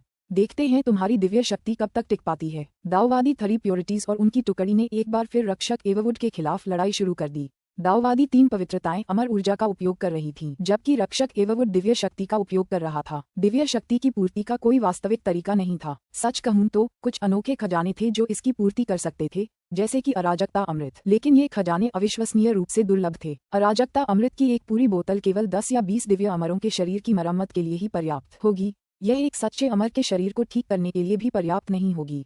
एक वृद्ध देवता के शरीर को स्वस्थ करने के लिए अराजकता अमृत की 100 बोतलें भी पर्याप्त नहीं होंगी। जाहिर है तीनों लोकों में किसी के पास इतना अराजकता अमृत नहीं था। अनंत आदिकालीन अराजकता में भी कोई भी ऐसा नहीं था जो अपनी दिव्य शक्ति को पुनः प्राप्त करने के लिए इतना अराजकता अमृत बर्बाद करे। मेरी चिंता मत करो, मेरी दिव्य शक्ति मुझे काफी लंबे समय तक सहारा दे सकती है। डेमनहार्ट अब पहले से कहीं ज्यादा शक्तिशाली है। तुम्हारा पक्ष मुझसे बहुत पहले ही ढह जाएगा, रक्षक एवरवुड ने ठंडे स्वर में कहा। ये दोनों पूर्व मित्र अब एक दूसरे के खिलाफ अपनी जान की लड़ाई लड़ रहे थे। वे सब जानते थे कि यह सब लॉर्ड डेमनहार्ट की वजह से हुआ है, लेकिन ऐसा लग रहा था मानो वे किसी बाघ की पीठ पर सवार हों। सवारी से उतरने का कोई रास्ता नहीं था। सीमलेस गेट और नुवा एलायंस के बीच नफरत अब गहरी हो चुकी थी। दाववादी युआन गोंगोंग ने गुस्से से दहाड़ लगाई, लेकिन जो एकमात्र प्रतिक्रिया आई वह ओल्ड मैन युआन की घोड़े की मूंछ से निकली अनगिनत तारों की आवाज थी, जिसने उसे पूरी तरह से अवरुद्ध कर दिया। बूढ़े युआन की रक्षात्मक क्षमताएं बहुत ही जबरदस्त थीं। गोंगोंग अब पूरी तरह से लड़खड़ा गया था। Boom boom boom. शिनोंग ने अपने पंगु जेनेसिस फॉर्मेशन को डाउफादर इंक बांस के खिलाफ लड़ाई करने का आदेश दिया। डाउफादर ब्लड्सवैन का असली शरीर और प्रिमाल ट्विन दोनों सीमलेस गेट की सेना की ओर उड़े और नुवा एलायंस की सेना के खिलाफ लड़ाई में उनकी सहायता की। इस समय युद्ध के मैदान पर केवल एक ही अधिपति था जो स्वतंत्र था। होई एलियन आउटसाइडर गॉडफाइंड विद स्पाइक से लड़ रहा था। हालांकि अब जब विद स्पाइक और सेबर पीछे हट गए थे तो होई दो विकल्पों में से एक चुनने के लिए स्वतंत्र था। या तो वह सीमलेस गेट की सेना के खिलाफ लड़ाई में अपनी सेना की मदद कर सकता था, या फिर कुलीनों के बीच की लड़ाई में शामिल हो सकता था। होई जानता था कि इस समय इस युद्ध का सबसे महत्वपूर्ण हिस्सा दानव हृदय के स्वामी को हराना था। इसके विपरीत दोनों महान सेनाओं के बीच युद्ध उतना महत्वपूर्ण नहीं था। हालांकि सीमलेस गेट की सेना को दावफादर ब्लडस्वॉन की सहायता प्राप्त थी, लेकिन उनकी अपनी सेना को फूक्सी की सहायता प्राप्त थी, जिसके जलज्वाला सर्वनाश संरचना ने युद्ध क्षेत्र पर पूर्ण नियंत्रण कर लिया था। ब्लडस्वॉन की सहायता के बावजूद सीमलेस गेट की सेना अभी भी नुकसान में थी। दानव हृदय। होई ने अपना ध्यान दानव हृदय के स्वामी पर केंद्रित किया। दानव हृदय, मरने के लिए तैयार हो जाओ। निंग अपने 3 सिर वाले 6 भुजाओं वाले रूप में था। जब उसने निकट युद्ध में अपनी 6 तलवारों से हमला किया, उसकी तलवारबाजी देखने में बिल्कुल चौंकाने वाली थी। अमिताभ, बुद्ध जुमिंग दूर खड़े थे और भगवान दानव हृदय की ओर एक के बाद एक विशाल स्वर्णिम हथेलियां भेज रहे थे। जहां तक सुइरेन का प्रश्न है, तो उसने अपनी लकड़ी की छड़ी से उस पर प्रहार किया, जिससे वह आग की नदी में परिवर्तित हो गई। आहा, बस इतना ही है तुम्हारे पास? और तुम मुझे रोकने की कोशिश कर रहे हो। नए नए मुक्त हुए दानव हृदय भगवान युद्ध के लिए बेताब थे। जैसे ही जीनिंग, जुइमिंग और सुइरेन ने उन पर हमला किया, उनका अपना शरीर धुंधला हो गया और उनके 3 सिर और 6 भुजाएं भी प्रकट हो गईं।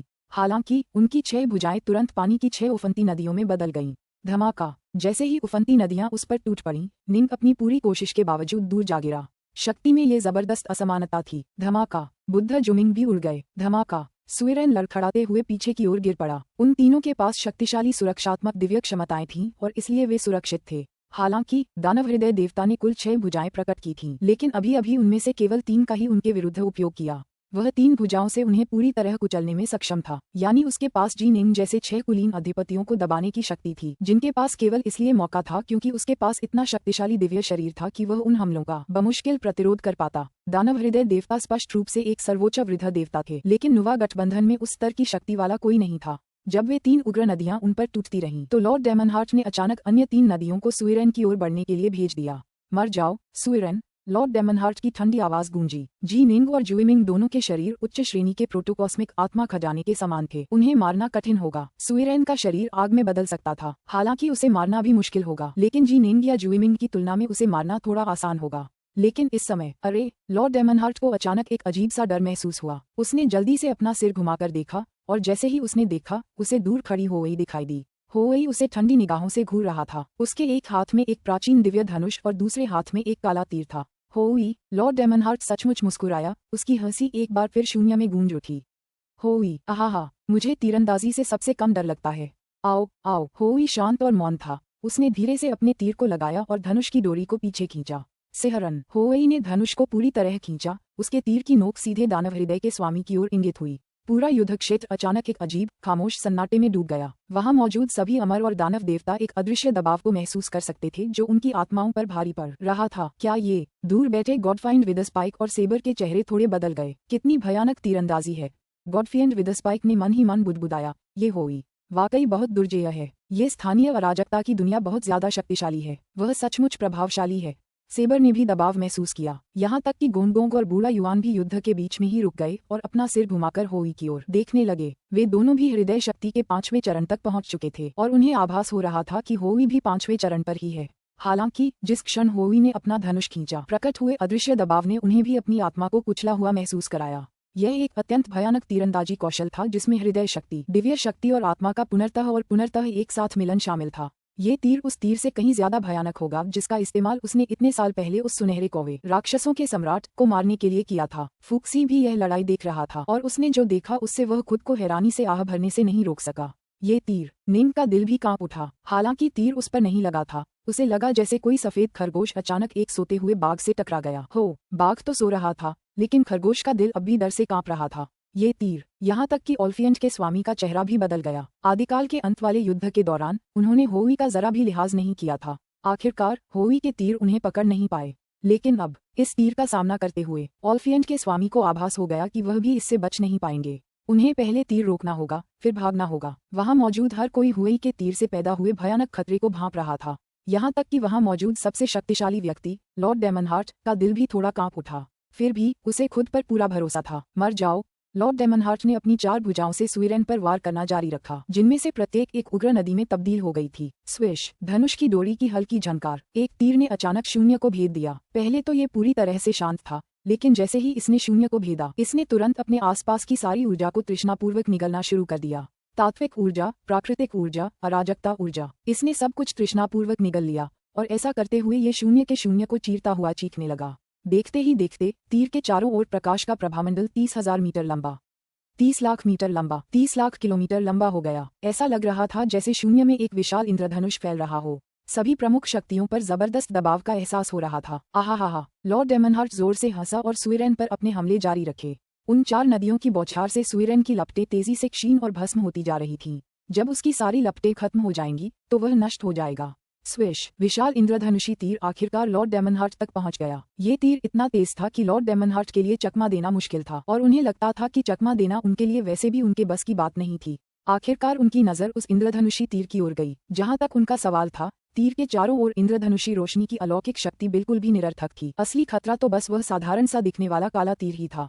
पुस्तक 23, अध्याय 23, गमगीन। लॉर्ड डेमनहार्ट के दिल में अभी भी डर का एक हल्का सा एहसास था और इस हमले का सामना करने में उन्होंने जरा भी अति आत्मविश्वास दिखाने की हिम्मत नहीं की। हालांकि उन्होंने बहादुरी से काम लिया, लेकिन जब तीर उनकी ओर तेजी से चला तो उन्होंने बहुत सावधानी बरती।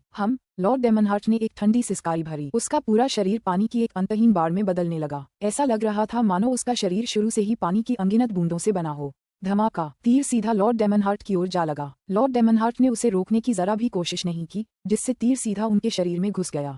पानी तीर के चारों ओर लहरें बना रहा था, जो आसानी से तीर को भेदता हुआ लॉर्ड डेमनहार्ट की पीठ से निकल गया और दूर तक उड़ता चला गया। अगर आप पानी को चाकू से काटने की कोशिश करेंगे तो पानी बहता ही रहेगा। जब तीर पानी से गुजरा तो उसने अपने गुजरने का कोई निशान नहीं छोड़ा। हिस्स! लॉर्ड डेमनहार्ट का चेहरा अचानक पीला पड़ गया और उनके चेहरे पर भयंकर भय का भाव उभर आया।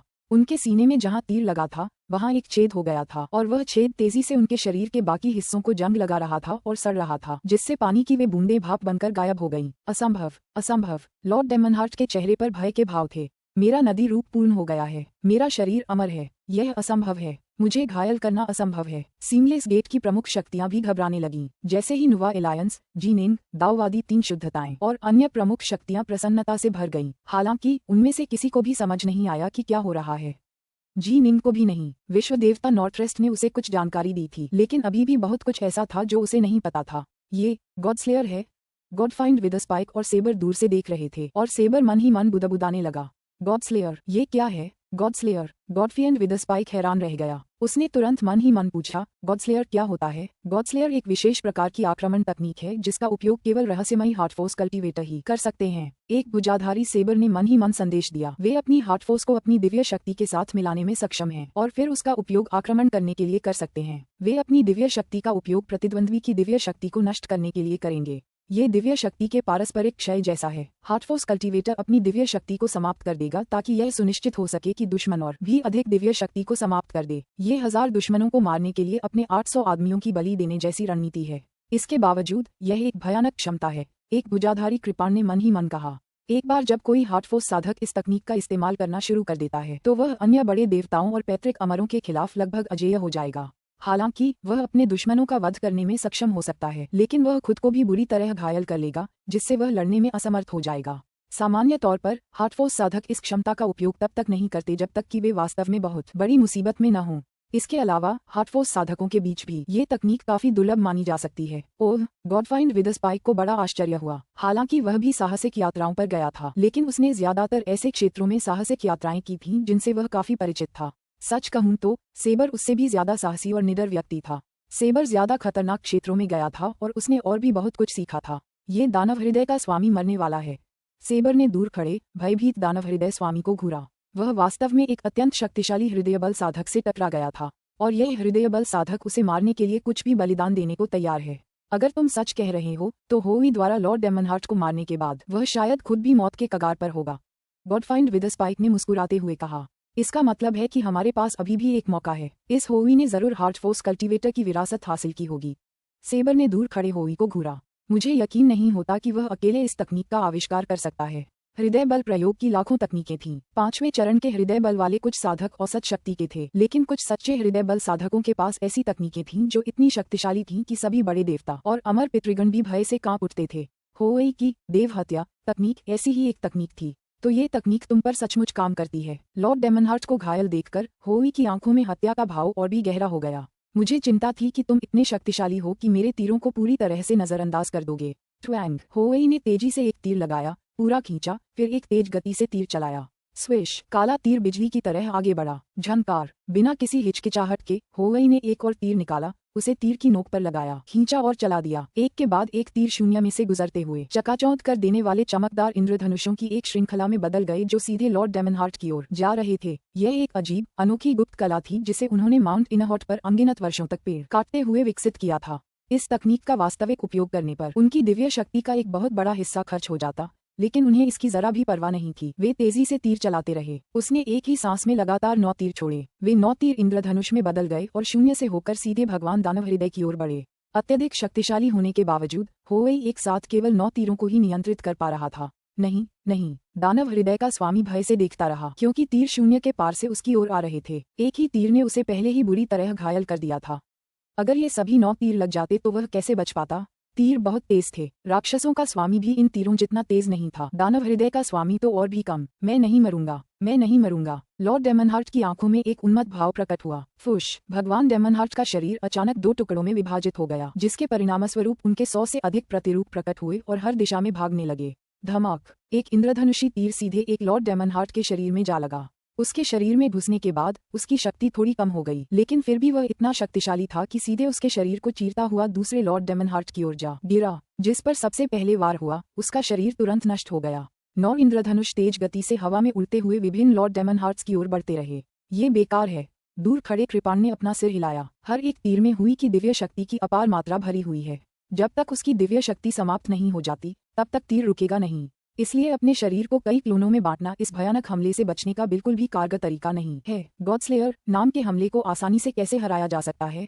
अगर ऐसा हो सकता तो यह इतना जानलेवा नहीं होता। भगवान दानव हृदय को भी जल्दी ही एहसास हो गया कि यह समाधान काम नहीं करेगा। उन्होंने तुरंत अपने अभी भी मौजूद 106 शरीरों को एक साथ दहाड़ने के लिए प्रेरित किया और वे एक विशाल नदी में बदल गए। विशाल नदी पानी के एक विशाल ताड़ के पेड़ में बदल गई जो सीधे एक तीर पर लगा। धमाका! एक सामने से टक्कर। तीर तो उड़ गया, लेकिन उसमें भरी हुई विचित्र दिव्य शक्ति ने पानी की विशाल हथेली को तुरंत ही खा लिया, जिससे दिव्य शक्ति की भारी मात्रा समाप्त हो गई। चकमा देना काम नहीं आता, न ही रोकना। मुझे क्या करना चाहिए? लॉर्ड डेमनहार्ट ने अचानक एक और चीख मारी, जिससे विशाल नदी अचानक उसके सामने शून्य में एक विशाल दरार बना गई। नदी तेजी से सिकुड़ती हुई उस विशाल दरार की ओर सीधे बह रही थी। स्वूश! तीर उसके पीछे पीछे चला और उसके ठीक पीछे दरार तक पहुंच गया। धमाका! शून्य एक बार फिर फट गया। उफनती नदी दूसरी तरफ से नई दरार से बाहर निकल आई और दानव हृदय के स्वामी में बदल गई। उसने कब से इंतजार किया था, अपनी आजादी वापस पाने के लिए कब से योजनाएं बना रहा था। अंततः वह स्वर्गीय दास से भागने में सफल हो गया। उसने सोचा था कि वह नुवा गठबंधन को आसानी से अपने अधीन कर लेगा। वह तीनों लोगों को सीमलेस गेट की प्रमुख शक्तियों के हवाले करने की योजना बना रहा था। फिर लोगों के एक छोटे समूह के साथ तीनों लोगों से बाहर विशाल दुनिया की यात्रा पर निकल पड़ने वाला था। उसका मानना था कि विशाल आदिम अराजकता ही वह जगह है जहाँ उसका असली स्थान है। नुवा भी एक विश्व देवता बन चुका था। लॉर्ड डेमनहार्ट को यकीन था कि वह भी एक विश्व देवता बन सकता है। भगवान डेमनहार्ट के पास भविष्य के लिए कई योजनाएं, कई महत्वाकांक्षाएं, कई सपने थे, पर अब वह मरने वाला था। वे तीर बेहद डरावने थे और उन्हें रोकने का कोई उपाय नहीं था। उन्हें अपनी ओर आते देख उसे गहरी निराशा हुई। मैं सचमुच इसे स्वीकार नहीं कर सकता, मैं सचमुच नहीं कर सकता। लॉर्ड डेमनहार्ट की बुदबुदाहट विशाल शून्य में गूंज उठी। अच्छा, अगर मैं मरने वाला हूँ तो चलो सबको मरवा देते हैं। तुम सब भी मरोगे। Boom boom boom boom boom boom. Lord Demonheart ने तुरंत अपने शरीर को एक बार फिर से उग्र नदियों की एक श्रृंखला में बदल दिया। 6 नदियां सफेद रोशनी से जगमगा उठीं और नुवा गठबंधन की ओर तेजी से बढ़ने लगीं। अब तक उन्हें होवी के तीरों की बिल्कुल भी परवाह नहीं थी। वह बस मारना चाहते थे। अगर वह मरने वाले थे तो वे सभी भी मरने वाले थे। सभी राक्षसों का स्वामी केवल ये सब होते हुए देख सकता था, उसे रोकने में असमर्थ। वह होवी से लाखों किलोमीटर दूर था। हालांकि वह प्रकाश की गति से भी तेज था, जो 1 सेकंड में 3 लाख किलोमीटर की दूरी तय कर सकता था। वह खुद केवल 5 लाख किलोमीटर प्रति सेकंड की गति ही कर पा रहा था। होवी अपनी दूरी बनाए रखने में पूरी तरह सक्षम था और तीर चलाता रहा। जैसे जैसे प्रत्येक तीर की शक्ति समाप्त होती गई, होवी नए तीरों को छोड़ना जारी रखेगा और दानव हृदय के स्वामी को यथाशीघ्र मार डालने का इरादा रखेगा। पकड़ना, थोड़ी देर और रुको। ये लॉर्ड डेमनहार्ट का आखिरी हताश करने वाला हमला है। अवरोध पैदा करना। जी निंग और बुद्ध जुमिंग के पास शक्तिशाली दिव्य शरीर थे, इसलिए वे दोनों बहादुरी से आगे बढ़े और इस आखिरी हमले को रोकने की कोशिश की। हालांकि 6 में से 2 उफनती नदियां उन्हें पूरी तरह से बांधने के लिए पर्याप्त थीं। दरअसल निंग को आभास हो गया था कि लॉर्ड डेमनहार्ट का हमला पहले से कहीं ज्यादा तेज लग रहा था। वह समझ गया कि अपने उन्मत्त पागलपन में लॉर्ड डेमनहार्ट ने इस आखिरी हमले के लिए अपनी सारी शक्ति का इस्तेमाल जरूर कर लिया था। सुइरेन। निंग को अचानक एहसास हुआ कि दूर सुइरेन बेहद मुश्किल में है, क्योंकि वह उन 2 नदियों से पूरी तरह घिरा हुआ है। सुइरेन गुस्से से दहाड़ रहा था, उसका शरीर आग की लपटों से धधक रहा था और वह बचाव के लिए अपनी लकड़ी की छड़ी घुमा रहा था। शुरुआत में उसका आभामंडल आसमान तक ऊंचा था, लेकिन जैसे जैसे प्रचंड नदियां उसे घेरती और उसका दम घुटती रहीं, उसका आभामंडल धीरे धीरे कमजोर होता गया। पुस्तक 23, अध्याय 24, किंडल फायर शाश्वत है। सुइरेन की रक्षा करो। दाओवादी 3 पवित्रताओं ने अपनी अमरवध तलवारों की शक्ति का उन्मत्तापूर्वक प्रयोग किया। वह रक्षक एववुड से काफी दूर था, इसलिए वह क्षण भर की राहत ले सका और अपने प्रतिद्वंद्वी को अस्थायी रूप से अनदेखा कर सका। एक चमकदार बर्फीली तलवार शून्य को भेदती हुई निकली और सीधे सुइरेन के चारों ओर बहते पानी के सैलाब पर वार किया। धमाका! पानी की एक तेज धारा तुरंत अमरवध तलवारों से टकराने लगी। तलवार की रोशनी चकनाचूर हो गई और अमरवध तलवारें पीछे की ओर उड़ गईं। सुइरेन को बचाओ। जी निंग और बुद्ध जुइमिंग ने हमलों को रोकने का प्रयास किया, लेकिन उनके चारों ओर घूमती उग्र नदियों ने उन्हें पूरी तरह से बांध दिया था, जिससे उन्हें आगे बढ़ने का कोई रास्ता नहीं मिला। जाने के बारे में सोचना भी मत। सभी राक्षसों के स्वामी ने काले वस्त्रधारी निंग और भगवान तथागत को आसानी से आगे बढ़ने से रोक दिया। नुवा गठबंधन की सभी प्रमुख शक्तियां सुइरेन को बचाना चाहती थीं, लेकिन उनमें से कोई भी उसके करीब नहीं पहुंच सकी। शेनोंग, सावधान! फुक्सी ने गुस्से से पुकारा। धमाका! उग्र जल एक बार फिर सुइरेन पर टूट पड़ा। ये समझना जरूरी है कि दानव हृदय के स्वामी ने जिन 6 जलधाराओं को प्रकट किया था, उनमें से 2 का उपयोग निंग और बुद्ध जुमिंग को शांत करने के लिए किया जा रहा था, 2 का उपयोग सुइरेन को मारने के लिए किया जा रहा था और शेष 2 विभिन्न अन्य व्यक्तियों पर प्रहार कर रही थीं। शेनोंग एक पंगु जेनेसिस फॉर्मेशन का कमांडर था और उसका उपयोग निकट युद्ध में लड़ने के लिए कर रहा था। यही कारण था कि वह सबसे दूर तक आक्रमण कर रहा था और दानव हृदय के सबसे निकट था।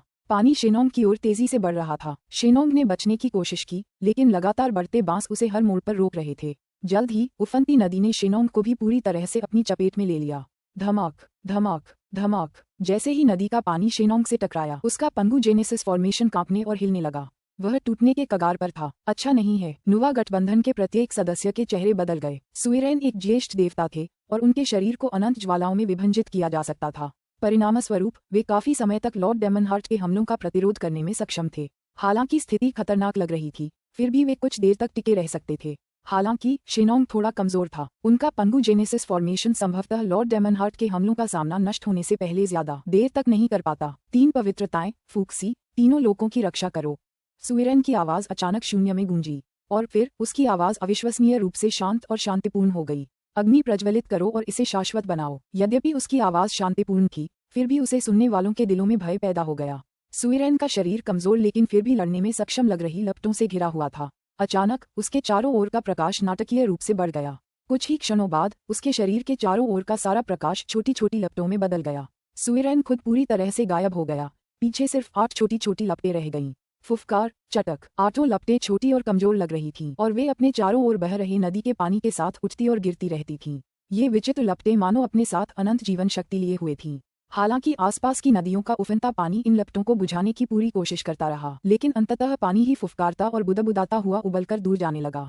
दोनों नदियां तेजी से सिकुड़ने लगीं, पतली और कमजोर होती गईं, और उन 8 छोटी लपटों की बात करें तो धीरे धीरे वे बुझने लगीं। 1 लपट, 2 लपटें, 3 लपटें। चूंकि एक नदी पूरी तरह से उबल गई थी और दूसरी नदी का आधा हिस्सा नष्ट हो गया था, इसलिए शेष बची कुछ लपटें भी बुझ गईं। सुइरेन की आभा पूरी तरह से गायब हो गई थी। सुइरेन मर गया था। धमाक, धमाक, धमाक! जिस क्षण सुइरेन का शरीर उन 8 लपटों में विलीन हुआ, तीरों की एक श्रृंखला नदियों के पानी पर भी लगी। उनका मुख्य निशाना वह नदी थी जिसने शेनोंग को अपनी चपेट में ले लिया था। जैसे ही वे नदी के किनारे उतरे, नदी नाटकीय रूप से इतनी कमजोर होने लगी कि शेनोंग के लिए अब कोई खतरा नहीं रही। तीर अविश्वसनीय गति से चल रहे थे। हालांकि लॉर्ड डेमनहार्ट ने अंतिम उन्मत्त हमलों की एक श्रृंखला शुरू कर दी थी। सुइरेन की अपनी शक्ति के अंतिम विस्फोट के परिणामस्वरूप लॉर्ड डेमनहार्ट की मृत्यु शीघ्र हो गई। मैं इसे स्वीकार नहीं कर सकता। मैं इसे स्वीकार नहीं कर सकता। मैं इसे स्वीकार नहीं कर सकता। लॉर्ड डेमनहार्ट की उग्र दहाड़ें अभी भी उफनती नदियों के पानी में गूंज रही थीं। जैसे जैसे होवी तीर चलाता रहा, नदी का आकार सिकुड़ता और सूखता रहा। आखिरकार वह पूरी तरह से गायब हो गई। संपूर्ण शून्य पुनर्तः शांत था। नुवा एलायंस और सीमलेस गेट दोनों चुप हो गए थे। हर कोई स्तब्ध और स्तब्ध था। ये युद्ध दानव हृदय के स्वामी द्वारा छेड़ा गया था और उन्होंने ऐसा स्वर्गीय दास की सीमाओं से बचने के लिए किया था। निर्बाध अराजकता जगत के पूर्व राजा के रूप में इस युद्ध क्षेत्र में सभी को भगवान दानव हृदय की प्रतिष्ठा और शक्ति का पता था। नुवा गठबंधन उनसे काफी भयभीत था, क्योंकि वह वास्तव में अविश्वसनीय रूप से शक्तिशाली थे। लेकिन वह तो ऐसे ही मर गया। ऐसा कैसे हो सकता है? काले वस्त्रधारी देवराज शून्य में खोया हुआ सा दिखता रहा। जब उसने अपने स्वामी को बाहर आते देखा तो वह बेहद खुश हुआ था। आखिरकार, हालांकि वह सीमलेस गेट का नामात्र का नेता था, लेकिन उसका असली नेता तो सभी राक्षसों का स्वामी था। ज्यादातर पुरानी पीढ़ी की महाशक्तियां उस पर ज्यादा ध्यान नहीं देती थीं, इसलिए वह अपने स्वामी की छत्रछाया में एक बार फिर शरण पाने के विचार से बहुत खुश था। लेकिन उसके स्वामी, दानव हृदय के स्वामी, वास्तव में ऐसे ही मर गए थे। क्या यही नियति है? सभी राक्षसों के स्वामी ने धीरे से आह भरी। लॉर्ड डेमनहार्ट ने चुपके से यह सारा बखेड़ा खड़ा कर दिया था। इससे सभी राक्षसों के लॉर्ड को सचमुच गुस्सा आ गया था, क्योंकि वह सत्ता के लिए लड़ने से नफरत करता था। हालांकि कोई रास्ता नहीं था। सीमलेस गेट और नुवा एलायंस के बीच का रिश्ता अब आग और पानी के रिश्ते जैसा हो गया था, बिल्कुल बेमेल। उसके पास बस एक ही विकल्प था कि वह लॉर्ड डेमनहार्ट के साथ मिलकर नुवा एलायंस पर हमला करे। लेकिन अब डेमनहार्ट मर चुका था। सचमुच मर गया। वह उस लड़ाई से बच गया था जिसने आदिम युग का अंत किया था, लेकिन इस लड़ाई में वह नहीं बच पाया। पिछली बार वह खुद को स्वर्गीय दास में विलीन करने में कामयाब रहा था। हालांकि अब जबकि वह एक बार उनसे मुक्त हो चुका था, स्वर्गीय दास उसे दोबारा अपने में विलीन होने की इजाजत नहीं दे सकते थे। यही कारण था कि जब होवी के आखिरी तीर उस पर पड़े तो उसके पास भागने के लिए कोई जगह नहीं थी। सुइरेन, नुवा गठबंधन ने कोई जश्न नहीं मनाया। उन्हें बस दुख ही दुख हुआ। जब ताओवादी तीन पवित्रताएं जीनेंग, फूक्सी, तथागत और अन्य लोगों ने सुइरेन को उन 8 ज्वालाओं में बदलते देखा तो उनके दिल शोक में डूब गए थे। बड़े भाई शिनोंग की आंखें आंसुओं से नम थीं। क्या मेरे लिए ऐसा करना उचित था? वे 6 उफनती नदियां लॉर्ड डेमनहार्ट के शरीर जैसी थीं। वह जितना छोटा होता गया वह उतना ही कमजोर होता गया। सुइरेन के अंतिम आत्मघाती हमले ने लगभग 2 नदियों को पूरी तरह जलाकर राख कर दिया था, जिससे लॉर्ड डेमनहार्ट का शरीर नाटकीय रूप से कमजोर और कमजोर हो गया था, जिससे होवी के अंतिम तीरों को शेनोंग को बचाने के लिए समय मिल गया। खुद को ज्यादा दोष मत दो। सुइरेन पहले से ही एक विकट स्थिति में था। अगर उसने आत्मघाती हमला न भी किया होता तो भी लॉर्ड डेमनहार्ट उसे मार डालता। दाओवादी तीन पवित्रताओं ने एक गहरी सांस ली, फिर सांत्वना देते हुए कहा, वह बस तुम्हें अपने साथ मरते हुए नहीं देखना चाहता था। दोनों में से एक का मरना बेहतर है। ठीक है। शेनोंग ने धीरे से सिर हिलाया, लेकिन वह अपना दुख छिपा नहीं सका। नुवा गठबंधन की सभी प्रमुख शक्तियां एक साथ शामिल हो गईं। होवी, जैसे ही होवी उनकी ओर उड़ रहा था, सबने अपना सिर उसकी ओर घुमाया। होवी का चेहरा पीला पड़ गया था, लेकिन वह फिर भी काफी शांत लग रहा था। आप ठीक हैं? पंगु जेनेसिस फॉर्मेशन के कमांडर कुआफू ने तुरंत उसकी कुशलक्षेम पूछी। अभी मरा नहीं हूँ। होवेई ने सिर हिलाया और मुस्कुराया और जल्दी से जीनिंग और बुद्ध जुएमिंग की तरफ उड़ गया। वरिष्ठ प्रशिक्षु भाई होवेई। निंग ने होवेई की ओर देखा। ये सब तुम्हारी बदौलत है। अगर होवी न होता तो हमारे लिए इस युद्ध में बच पाना मुश्किल होता। पास ही खड़े बुद्ध जुमिंग ने आह भरी। मुझे सचमुच उम्मीद नहीं थी कि इस युद्ध का कारण दानव हृदय का स्वामी होगा। वह सचमुच बहुत शक्तिशाली था, उस युद्ध से भी ज्यादा शक्तिशाली जिसने आदि युग का अंत किया था। निंग को एहसास हो रहा था कि होवी का आभामंडल इस समय बहुत कमजोर था। उसे पूरी तरह से समझ नहीं आ रहा था कि हर तीर की कीमत होवी को कितनी चुकानी पड़ी, लेकिन उसे एहसास था कि उसकी कीमत बहुत ज्यादा थी। सुइरेन के बारे में बहुत बुरा हुआ। होवेई ने धीरे से आह भरी। उन्होंने अपने शरीर को अग्नि में बदल दिया, अपने जीवन का उपयोग अग्नि को जलाने में किया और यह सुनिश्चित किया कि यह सदैव जलती रहे। यही अनंत अग्नि का सच्चा अर्थ है। बुद्ध जुएमिंग ने प्रार्थना में अपनी हथेलियां जोड़ लीं। अमिताभ, निंग ने भी धीरे से सिर हिलाया। आदिकाल में सुइरेन ने मानव जाति की तुच्छ, कमजोर जाति को धीरे धीरे शक्ति की ओर अग्रसर किया था। उसने अनगिनत मानव नायकों को अपनी जाति के लिए बलिदान होते देखा था और इस प्रकार उसने अपनी स्वयं की अनंत किंडल फायर तकनीक विकसित की थी। हालांकि अनंत किंडल फायर अपनी सबसे भयानक ज्वालाएं तभी प्रकट कर सकता था जब उसमें वास्तव में बलिदान का सार समाहित हो। हालांकि नुवा गठबंधन शोक से भरा हुआ था, लेकिन उन्हें इस बात का भी भरोसा था कि उन्होंने युद्ध क्षेत्र पर कब्जा कर लिया है। Old man yuan, डाउफादर in bamboo, keeper एवरवुड और बाकी सभी अब पीछे हट चुके थे। दानव हृदय के स्वामी के बिना सीमलेस गेट को अब अपनी जीत की क्षमता पर कोई भरोसा नहीं था। तीन पवित्रताएं तथागत राक्षसों के स्वामी के 2 शरीर एक हो गए। वह वहीं हवा में खड़ा होकर उन्हें देखता रहा और शांत स्वर में बोला, इस युद्ध का परिणाम बिल्कुल स्पष्ट है। ये दानव हृदय ही था जिसने ये युद्ध करवाया था, और वह भी स्वर्गीय दाव से बचने के लिए। इसके अलावा स्वर्गीय दाव ने भी हमें गुमराह करने और इस युद्ध को भड़काने के लिए कई तरह के काम किए, क्योंकि तीनों लोकों में बहुत अधिक जीव थे। हम में से कई लोग दोनों तरफ से मारे गए हैं और अब तीनों लोगों पर बोझ बहुत कम हो गया है। मुझे लगता है कि हमें इस युद्ध को समाप्त कर देना चाहिए। इस युद्ध को खत्म करो। शेनोंग के चेहरे पर दुख का भाव था, लेकिन उसकी आंखें चमक उठीं और वह गुर्राया, क्या सीमलेस गेट अभी भी 3 लोगों में यहीं रहने का इरादा रखता है? 3 लोग भी निर्बाध द्वार का घर है। सभी राक्षसों के स्वामी ने धीरे से आह भरी। आहा, ताओवादी 3 पवित्रताएं ठंडी हंसी हंस पड़ी। क्या मजाक है? तुम्हारे पास मौका था, और असल में नुवा गठबंधन नहीं चाहता था कि ये सब युद्ध में बदल जाए। तुम्हारा पक्ष ही था जिसने लगातार समस्याएं खड़ी की, हम पर बेरहमी से हमला किया और हमें उकसाया। तुमने तो यहाँ तक कर दिया कि तीनों लोगों में अराजकता फैला दी, हमारी प्रमुख शक्तियों के मित्रों और परिवारजनों की हत्या कर दी। क्या तुम्हें लगता है कि हम एक ही झटके में ये सारे कर्ज चुका सकते हैं? हम इतने मूर्ख थे कि हमने तुम्हें एक बार वापस आने दिया। क्या तुम सचमुच सोचते हो कि हम फिर से ऐसा करने के लिए इतने मूर्ख होंगे?